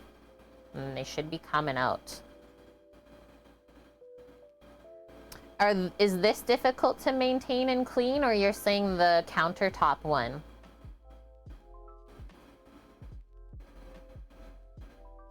I would say this is really easy to clean. Because it's just a pot you can pour the oil out of, wipe off your induction, you're good. Yeah, I thought cooking for a hungry 12-year-old was hard. I can't even imagine, honestly. I think this is easier than the tabletop deep fryer. So there's so many more different weird pieces to those and like little nooks and crannies that the oil will just stick into.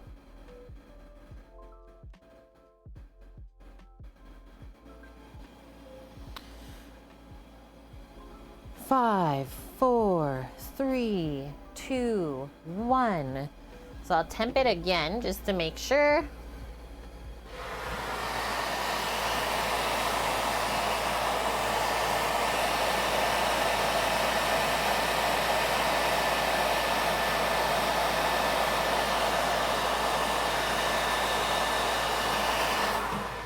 Couple more still, but very, very close.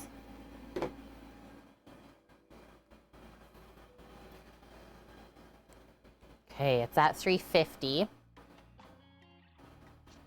Turn it down a little bit. We don't want to turn this off if we're feeling like we're ahead of the game, but just turn it down a bit so that you still keep your oil hot and it's not going to take a long time to bring it back up to the temperature.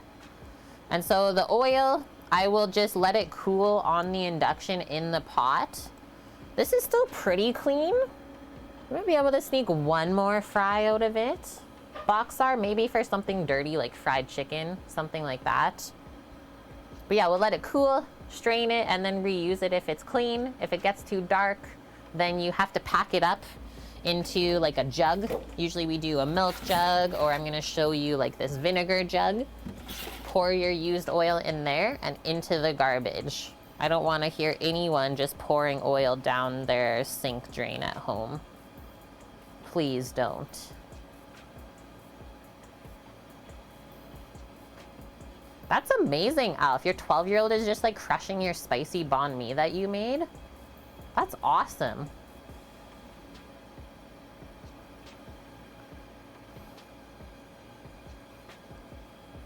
I am so ready for this stuff today. Mish, I love it. My sister will dump leftover food in the toilet. Some things I will, like eggs. There's like leftover egg whites or something. Got stuck in the back of the fridge. Toilet eggs. Or maybe like a soup or something like that. But not like straight up like big pieces of stuff. You want to ruin your toilet? Eric's dead. Eric, give us an update on your pepper plants, please.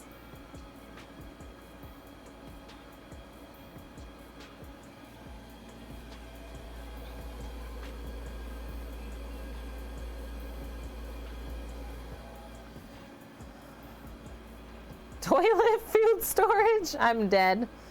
Know someone who collects used frying and cooking oil, turns into biofuel, so you hand it to him anyways. Or you hand it to him always. So last restaurant I worked at, we did that too. We would just do like big buckets of oil and this dude would come and take it away for his truck. And that's what we want to do with our truck as well, Blood Oak. Eventually get a system in there for converting the used oil into biodiesel. Had a couple collapse from dampening off. Hope the rest make it okay till you get them outside. Oh man, that's gonna happen though. Don't get too concerned, man. I think you'll be just fine.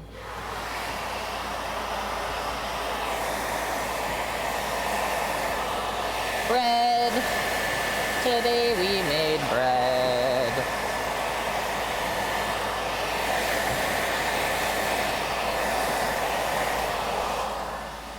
Hot, hot, hot.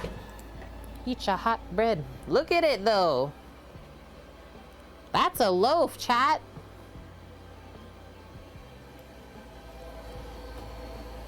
Today we made some bread. Sunday bake. I do like baking on Sunday. Okay, bacon's going into the oven now. Yeah, it turned out insane, I shot. Better than we could have imagined. So 15 minutes-ish on the bacon at 350 Fahrenheit.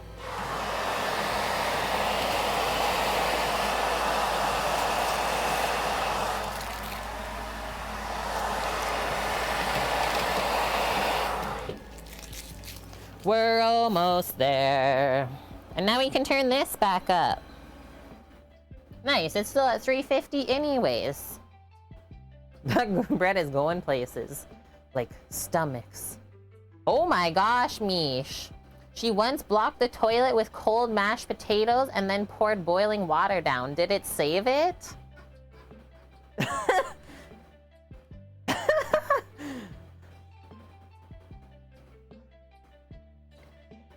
Alf, yeah. And now we're adding bacon to the smells in here. What are we doing? Holy. Deep fryer, fresh bread, and bacon? Can't. Also, do we have the window open? Yeah. Okay, I'm gonna actually open this. Get some stuff flowing. I heated it up in here.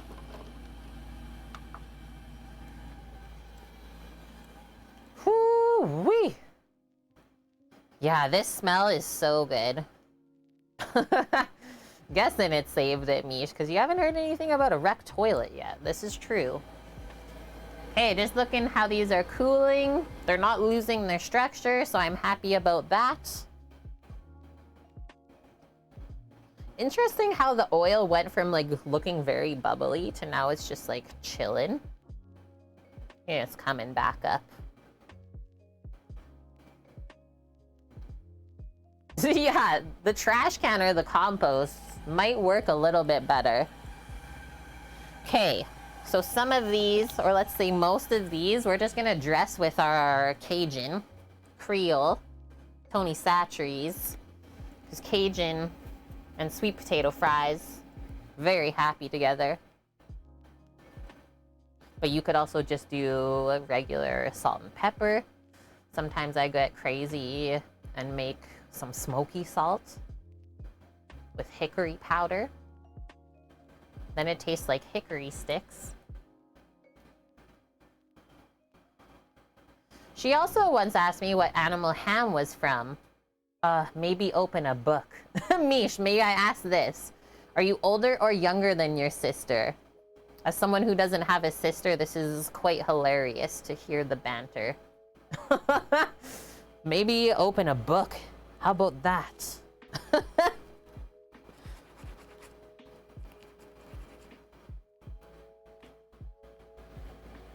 You're 2 years older? So you're like pretty close then. I still have my serrated knife here for this sandwich. Yes. Okay, perfect. Also, do I have to go grab the mortadella real quick? If we're gonna be building sandwiches right away? Do we need a mortadella bacon, lettuce, tomato sandwich? We probably do. I think I'm gonna go do that while this is heating back up. Yeah, you're 2 years older, so really she's only 10. Okay, I'll be right back.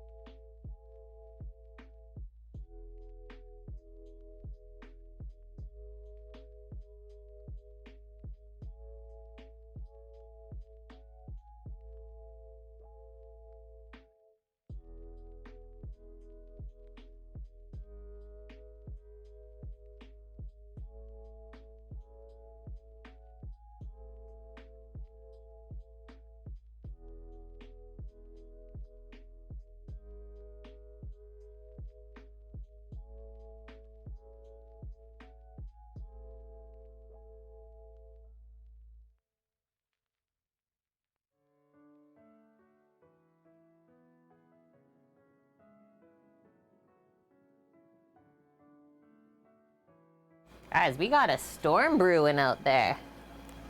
Storms a brewing. Watch out.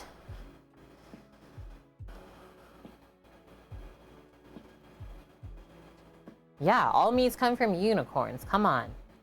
Didn't we know this? Yeah, some people actually do like freak out when they realize where certain cuts of meat come from. Your sister went vegetarian at 12? Insane. Ugh, it's chilly, Mish. It's getting like super cloudy and weird looking out there. I want to look at the radar.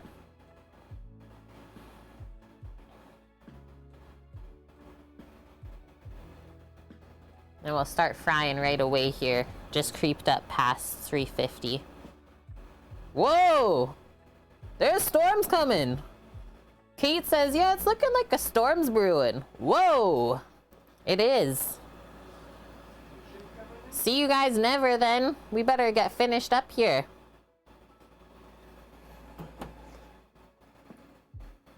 That'll feel nice though. The rain will keep the dust down. Okay, bacon's cooking along. Nice thick slices. Did you see it? I smell it. Oh, the bacon. Yeah, some folks don't get where the Boston butt is located on the pig. Because, like, why is it called that? It's pork shoulder. It's not pork butt. Yeah, obviously it comes from Boston, first off, and then it's the pig butt. This is where our minds go, right? Because of barrels? What's that? What you mean?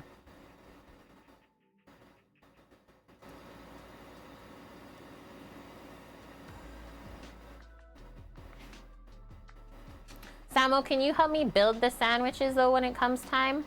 Yeah. Just because I want the fries to stay crispy. Okay. Thank you. We still got like 10 minutes, I would say. Chicago hot dogs grow from the ground right in Chicago. Did you know?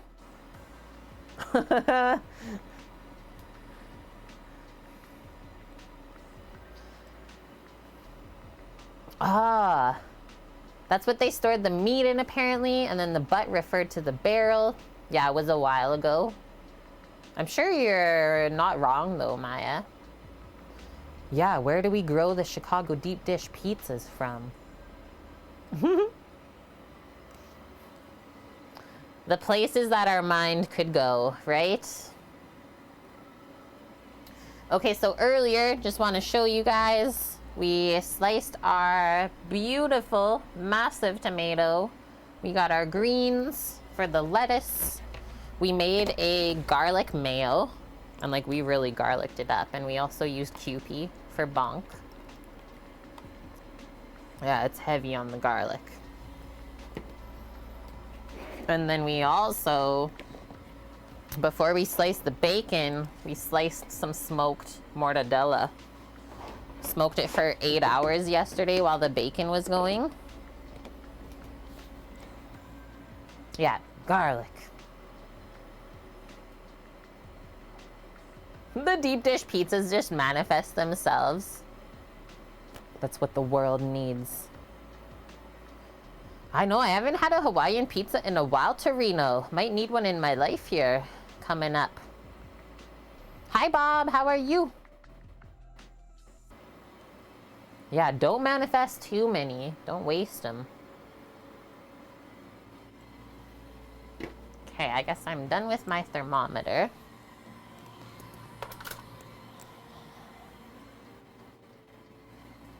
Having a good day, Bob? I just want to peek here. That's why it got so dark in here, too. We got storms brewing. I think if I even popped open the curtain, it wouldn't even affect the lighting. It's almost better, actually. Let's do that.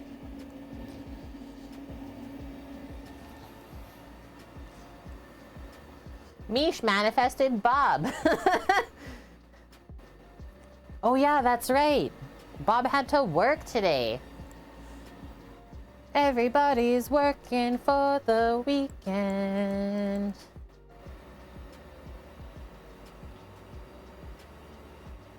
It pays the bills.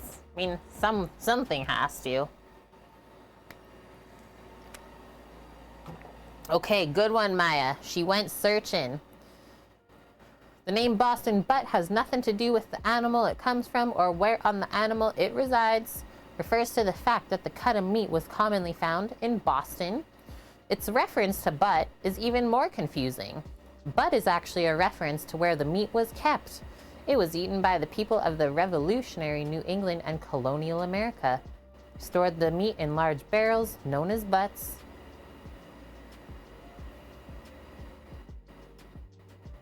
That is so interesting, Maya. So barrels were called butts. And then a lot of pork shoulder was eaten in Boston for whatever reason. And so that's why it was called it? Like, what? Could have just called it a pork shoulder.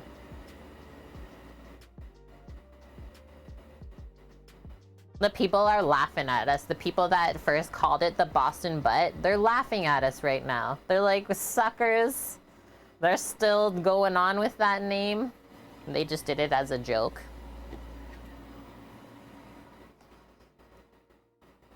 Yeah, what bills? Fun fact, Mish, you actually do know a bill. As do I. 2 minutes. We did some thick sliced bacon, so that's why it's taken a while. But hey, everything good takes time. So we're just keeping our oil hot. That's allowed. And that way we have crispy fries with our sandwich.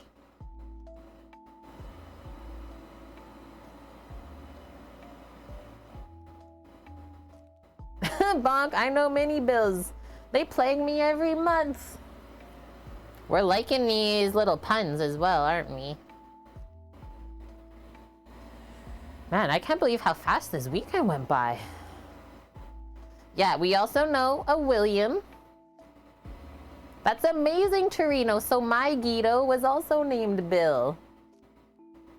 Yeah, my mom's dad. That was his name. Dust? That's Dust's dad's name. Oh yeah, Annie. That's right. How was it? Welcome. Good to see you. Glad we're still on. Okay, sounds good, Troy. You enjoy your food, sir. Well done. Annie, glad that's over. What, the thing that you didn't sign up for? What the heck? And now you have to grade? No. Your wife knows a guy named William McWilliams. They call him Bill McBill. Poor dude. And what is wrong with his parents? And you still have to come up with a chem test tonight. Chat, let's help Annie come up with his chemistry test for his students. Everyone was well behaved, even the parents. That's good. Those are the real ones you gotta watch out for, right? Picasella, your mom's dad is named Bill too? High five, we're twinning. Okay, timer's going off. Woo-wee. Oh yeah, yeah.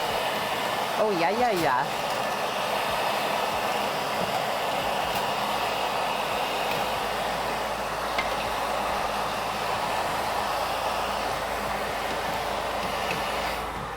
Maybe another 5 on that.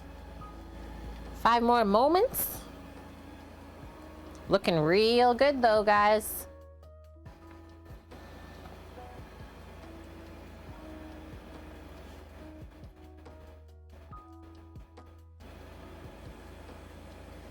You know a fellow whose name was Donald McDonald? I think his parents were just mean. And his twin was Ronald? Ronald and Donald McDonald?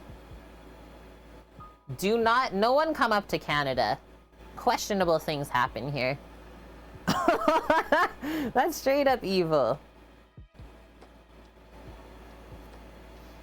I love how Bonk's trying to come up with chem test questions and Annie's just like roasting him.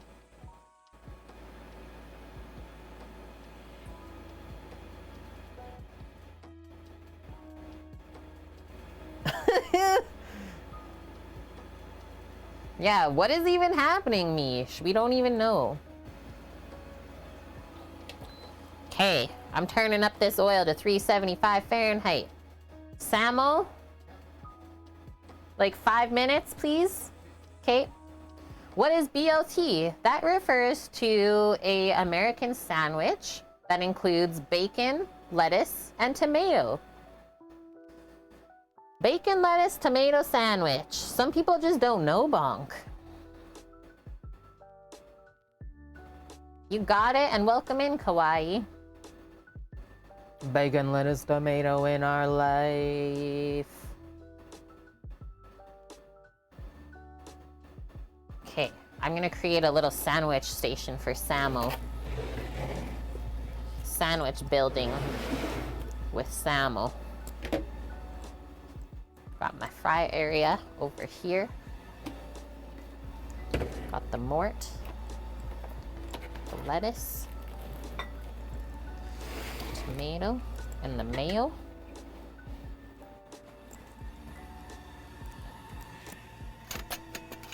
Need a sandwich spreader. He needs a cutting board to slice the bread.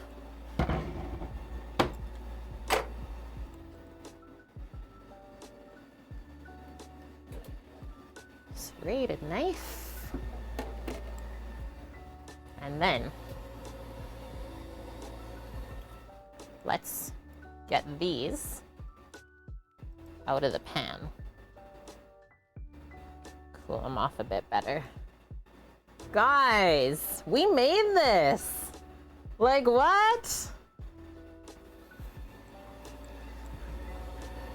Actually pop it up there.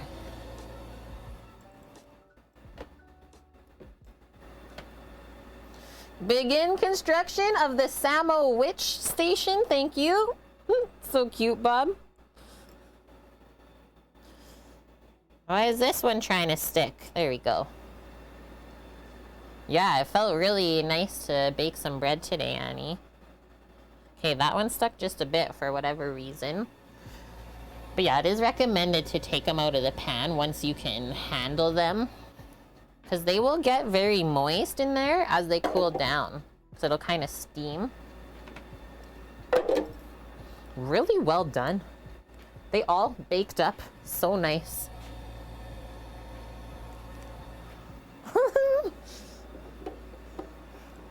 Thanks, Tikasella and Bossman. Yeah, moist for Mish. Thank you, Dusty.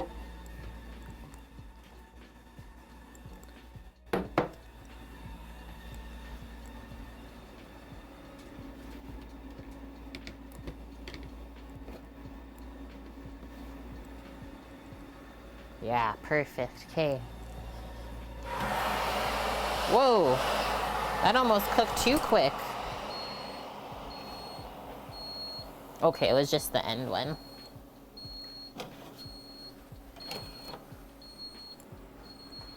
Hello! Crispy pepper bacon strips. Are you just gonna build off of the pan, or do you need me to strain No, that's fine. the bacon? That's fine. Okay. Samo's here helping. Yeah, mini bacons, 2 pans, 12 pieces on each pan, 24 slices, 4 slices of bacon per sandwich, which means we'll get 6 sandwiches. Yeah? Samo tried the bread. Just want to show you guys real quick. Oh! This one comes over. She's like, Uncle, I gotta try it too. Okay. Now that those are out, Sammy's gonna start building sandwiches on the side. We all know how to build a BLT, right? What we don't know how to do is make sweet potato fries at home. So let's work on these. Yeah, the bacon in a BLT shouldn't be too chewy, right? Because then usually you just pull out the whole piece if it's too chewy. You need a little bit of crisp so that you can actually bite through all of the layers. and don't destroy your masterpiece. Okay, so this oil, canola oil, is at 375 degrees Fahrenheit. We are about to start crisping up our fries. One small tunnel in there, or not bad. Not bad. One of my loaves had a tunnel. Yeah, the crispy versus chewy debate. Who will win? Did I put too much in here? No. Whew. That's hot. And the oil burns your eyes.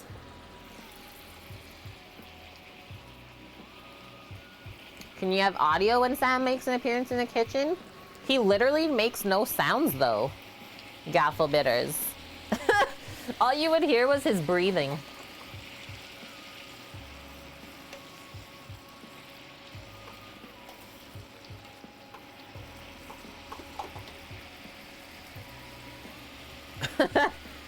Hi, Scaramouche. Crispy on the outside, soggy on the inside. Is that even possible for bacon? And so actually, I have my pan here lined with a towel to absorb oil, and I'm even gonna do one layer of paper towel over top of that, just to wick away any other oil. That's all I got. You thought we were talking about fries? Uh-oh, Annie. The feeling when you realize your dress pants have been unzipped and you wonder how long they've been that way. No wonder all the parents were well behaved. I'm dead. Okay, a little bit longer.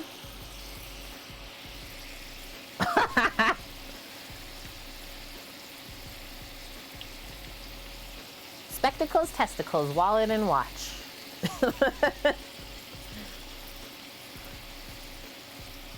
I needed that, Mish. I will accept this slap with the tuna, and then I'll eat it. Look at this. We're making fries.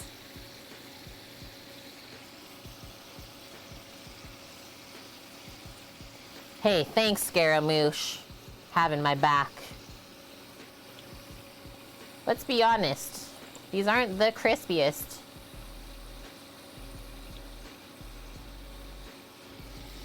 I'm putting that one back in. And then see how I'm like making sure they're not all piled up. Samo's really going in. He's starting with the M that didn't even get included in the BLT. A bonus M. They do have to be salted. I got my Tonys right here, Bonk. You got it. And this, okay, so now that Twitch Blackmore told us about crisp coat, I'm gonna 100% guarantee that's what they put on every sweet potato fry that's manufactured. There's no other way that they would stay crispy. I'm doing this the most natural way possible. Freeze after the different fries, Maya? Like the lower temp. Okay, so Tony's. Put this up.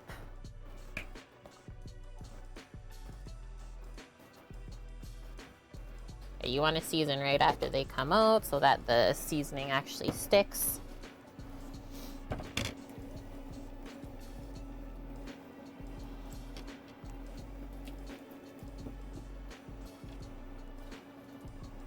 What's our oil temp at?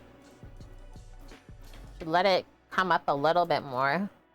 Yeah, see? Not the most crisp. Do we want to try a dredge?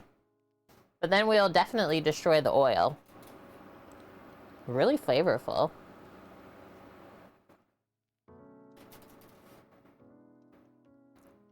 Really flavorful. Yeah, our fish fries, Annie. You remember those? Of course, dearly. You're welcome.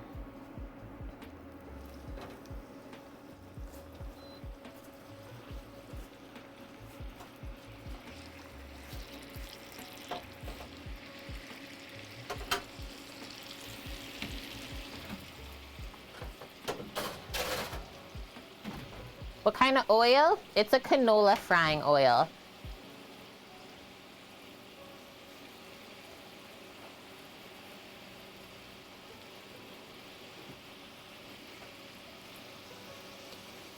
Yeah, they're blanch fried, coated, and frozen. We know this.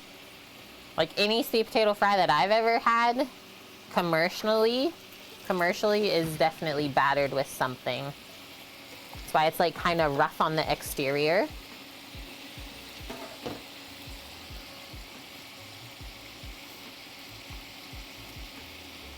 That's beautiful. I wouldn't stack it just for fear of it falling over.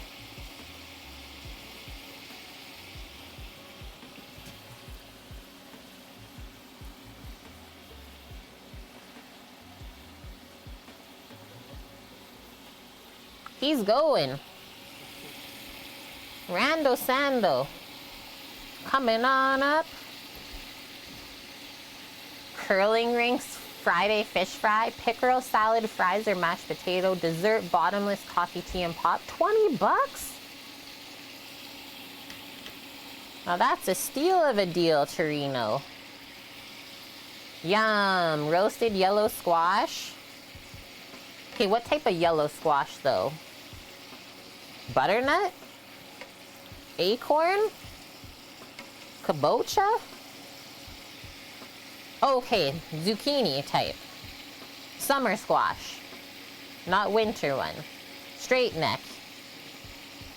What's the other one? That's like yellow on the outside and green stripes? That's one of the best squashes out there. Forget it. Used it a lot on the island when we were there.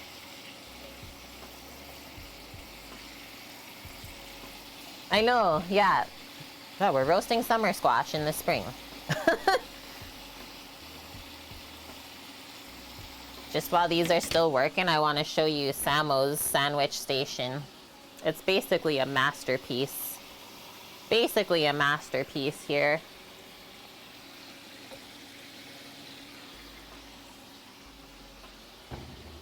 That's heavy. Oh, shoot. It's frickin' pouring rain outside. Winning, and we're inside toasty. I'm gonna go a bit darker still. We're making something happen here. Rick Samurai, thank you for the follow. Yeah, that was for my bro, boss man. Hello, Rick Samurai. How are you? Ouch. I'm getting splattered right now with these fries. Releasing their extra moisture.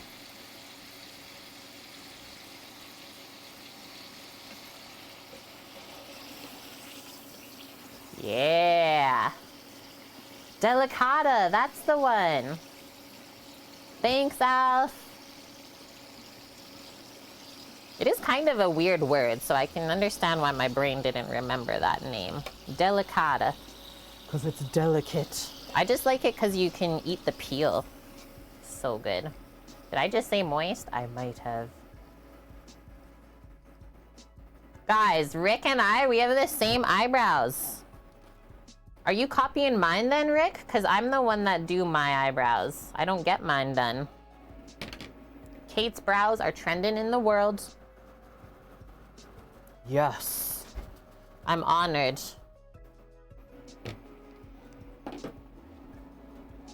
Sorry that you had to go out in the pouring rain. I just saw it all on the window splattered. I was like, whoa, the storm's here now. Yeah. Storm's here.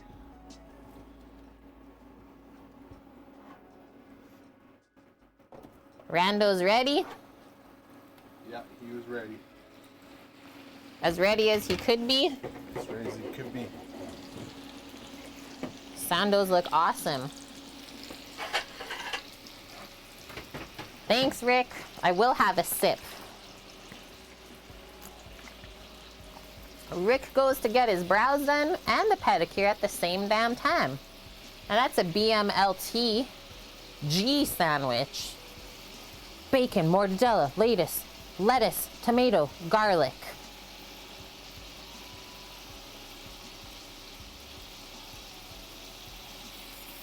we will let you know, Cookie, how the bread is. It looks very soft.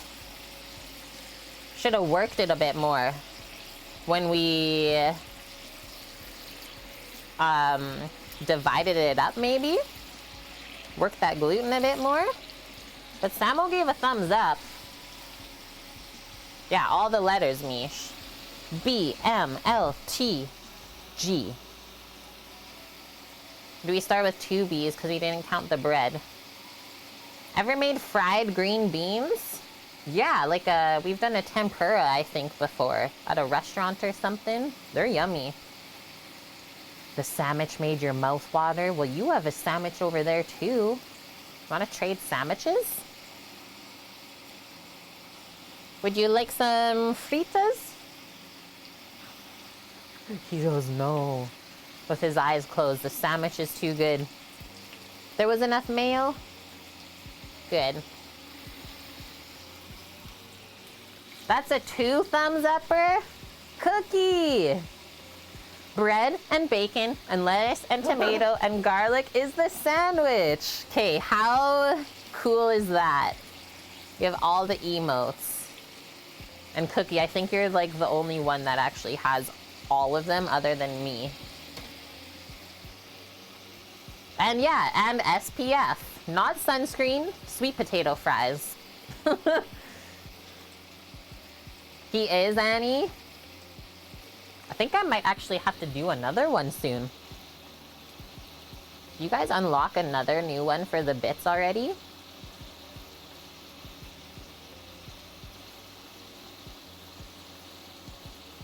We can do one more animated.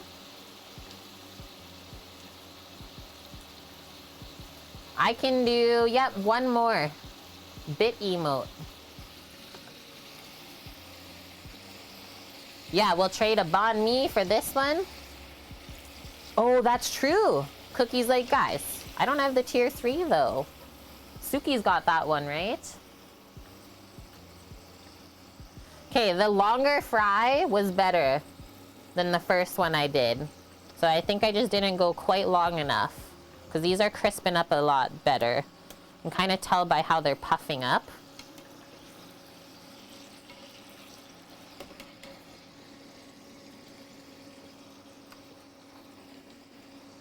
Oh, the garlic. Mmm. What the heck? That's perfect. Mm-hmm. It almost tastes like bruschetta. The garlic with the tomato. Okay, so quickly, as we take these out, we'll season them up so that the seasoning sticks on. Gotta do it while it's hot.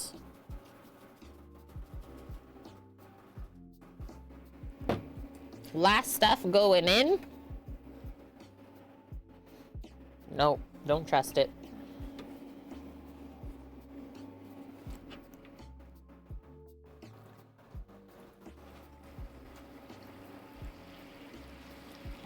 Bacon doesn't even show up in the list of the possible emotes for you?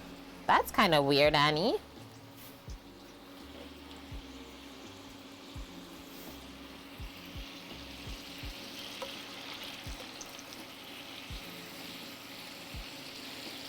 Let's try one of these. Like, look at that. Just puffed.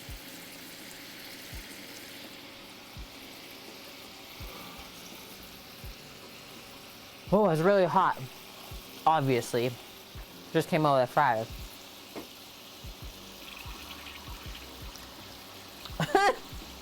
I'll push it off until I'm like, nope, not gonna work.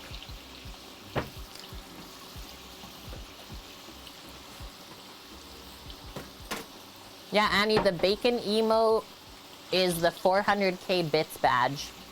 Or once you hit that. The hidden bacon. Namo!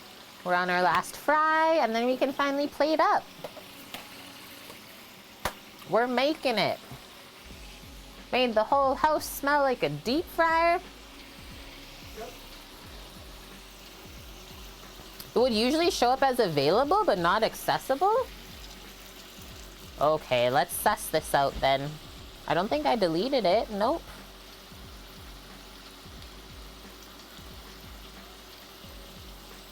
Weird. We'll just keep our eye on that, I guess.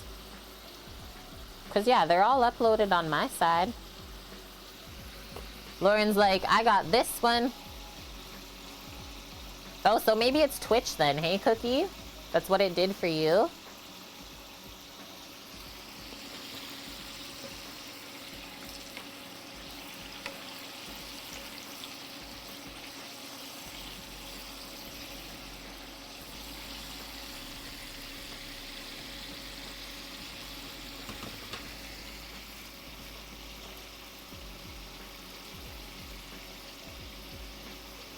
Weird. Yeah, stop showing off. He's worked hard for those emotes, Mish. Cookie just does whatever he wants, basically. It's the way it is. Chef Anthem, plate up. Yeah. I'm looking at my sandwich. I see it. Just waiting on these to finish up.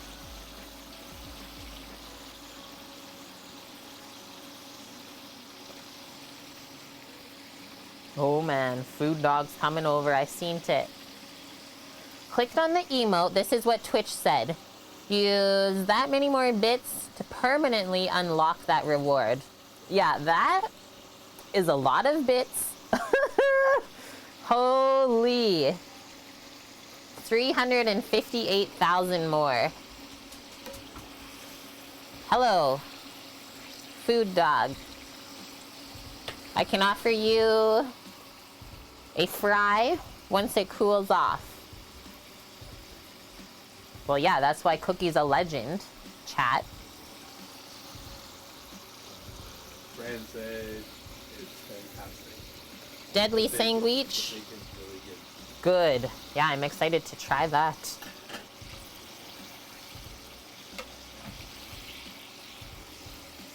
Yeah, and yeah, Scooter, thanks for posting the bread. Thanks, Dust, for the reminder. Just got There you go. bacon put in Slice of front of bacon. me. What you need. Yeah, am I looking at the sandwich or is it looking at me? That's the question. Go look at it.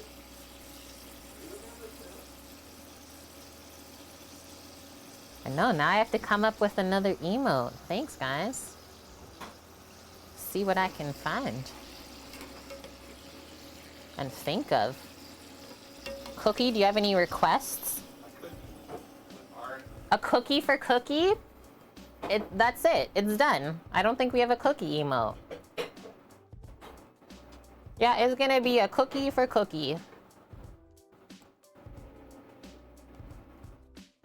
We're done frying. Turn this off.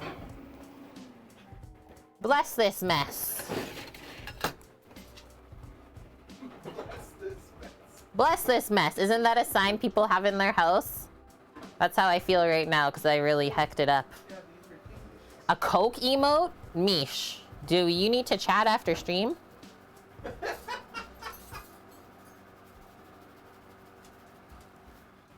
answer says, yow! Wow. Oh yeah. Okay, that's the one for dog. Oh, it's actually not hot anymore. Sweet potato.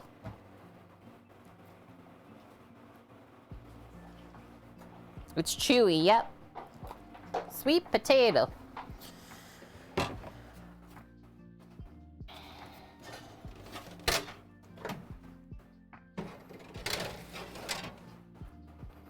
Okay, be careful moving hot oil. Hi, Mickey. It's okay if you're late. I'm happy that we're still here. How was your day? Your mate just left?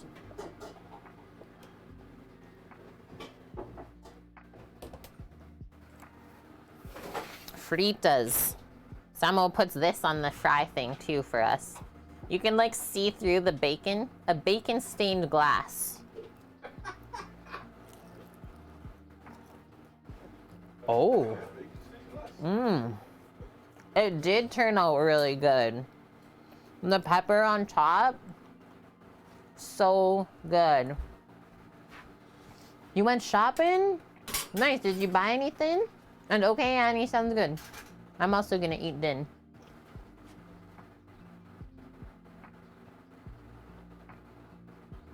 It's not chewy at all, Bonk. It breaks apart really easy. And I think it's how we cure it and smoke it, that it's always this texture. It's never stringy after we make it.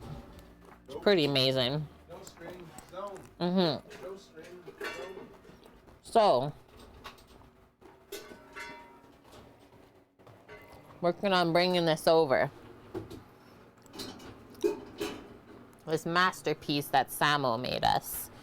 I'm gonna go for a slice.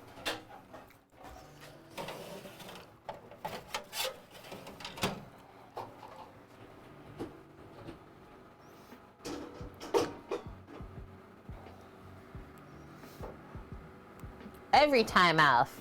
Yeah, if you're gonna share with your animals, you gotta tell them what they're eating so they remember. I think they honestly know. Trying to help hubby with his iTunes, Mary. Hopefully you got it fixed. And yeah, you get to see the end. It turned out great, Cookie. It's almost like too soft, the bread. Oh, nice slice through the sandwich. Wow. That could Wow. be fixed though if we didn't cut it right away, maybe. Yeah, we did rush to cut it. I will say it was a bit warm still, hey? Yeah, getting them to hold together. I will say toasting it super helps sandwich bread like this. Check that out though, guys. Good layers. So Sam did mayo on the bottom, then the mortadella, and then the tomato, lettuce, and bacon last. And I will say that I did see him season the tomato too. 100% I did. Always Let's plate this. Always season the tomato. Dishes on. And this one is for Kimmers. She's busy doing yard work today, but I know she's been popping in and out, and she requested us to make this with her pots and pans points. Yeah, sweet potato fries, like maybe not the most crisp that I've ever had, but so flavorful. I like things more natural anyways. They're really tasty too. Yeah. Salut, Twitcher. But we speak English here. And he's got 20K to go. Haha, nice, Annie. See, I'm just gonna make like a little pile here, and then we'll have a photo. Got all the things on the plate.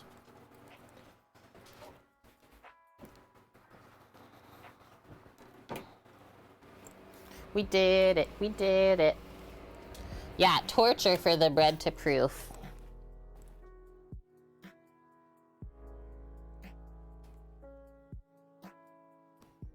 Hee hee, nice, Mary. Don't we still have to remake one for you? From the crab? I gave her the thing back. Okay. Do whatever you want.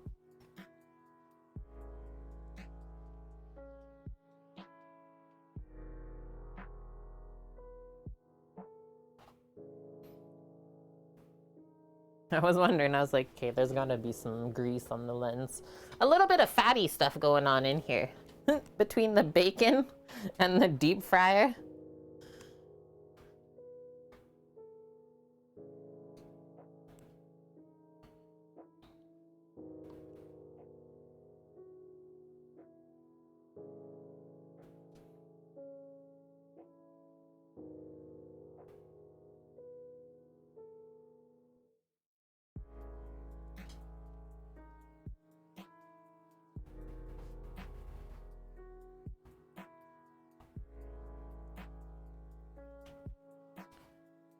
Happy with that.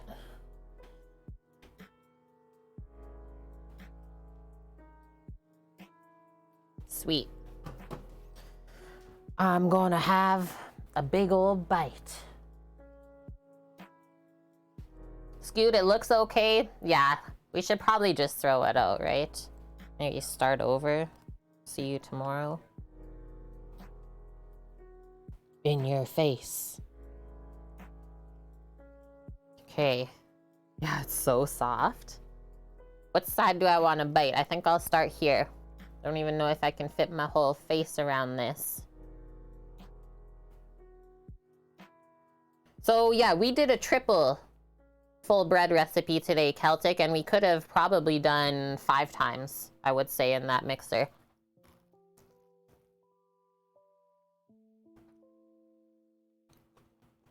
You can easily do 5 or 6.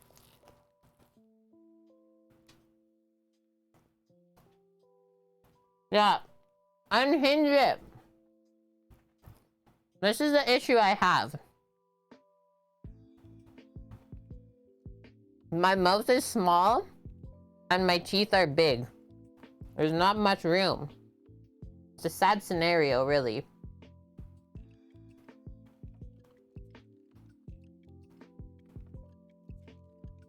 And Twitcher, we made some sandwiches. I gotta bring this closer because it's leaking a bit. There's juices from the tomato. Okay, now I'm gonna try and get a perfect bite. Just had to get through that crust.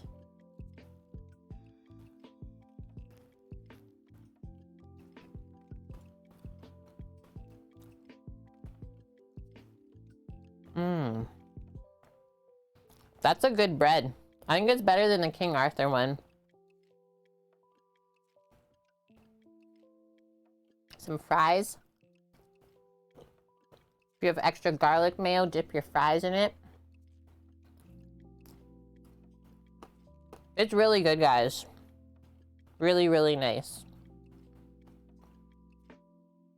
I will say, some of my favorite food is the food that you can eat with your hands. Nothing fancy.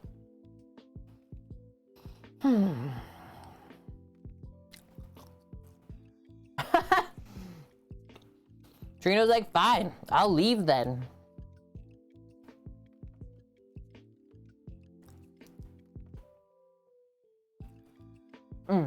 Definitely copy it.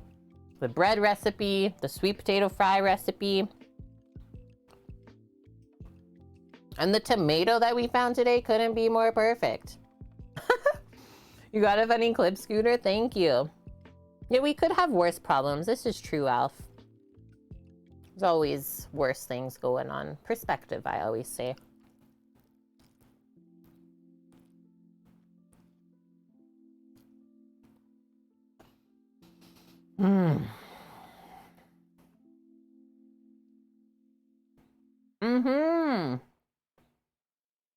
Excited to hear about it, Cookie. I think you'll really enjoy it.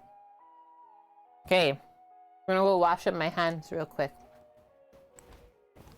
That can definitely be something that I just crush. I don't eat everything fast, but sandwiches are a thing that I can definitely mow down pretty quickly. Same with burgers. I don't know what it is about it. Put stuff between bread, specifically involving meats and cheeses, and I'm in.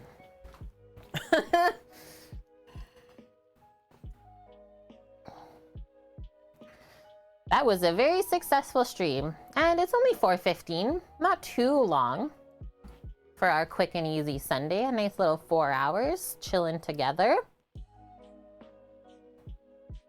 I see Kanara is making mother sauce bechamel with scallop potatoes. That's what's cooking. Graham's on playing Elder Scrolls and Skyrim.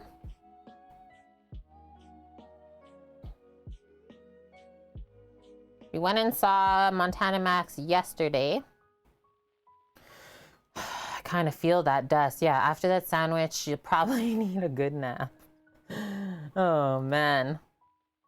A nap witch. Mish.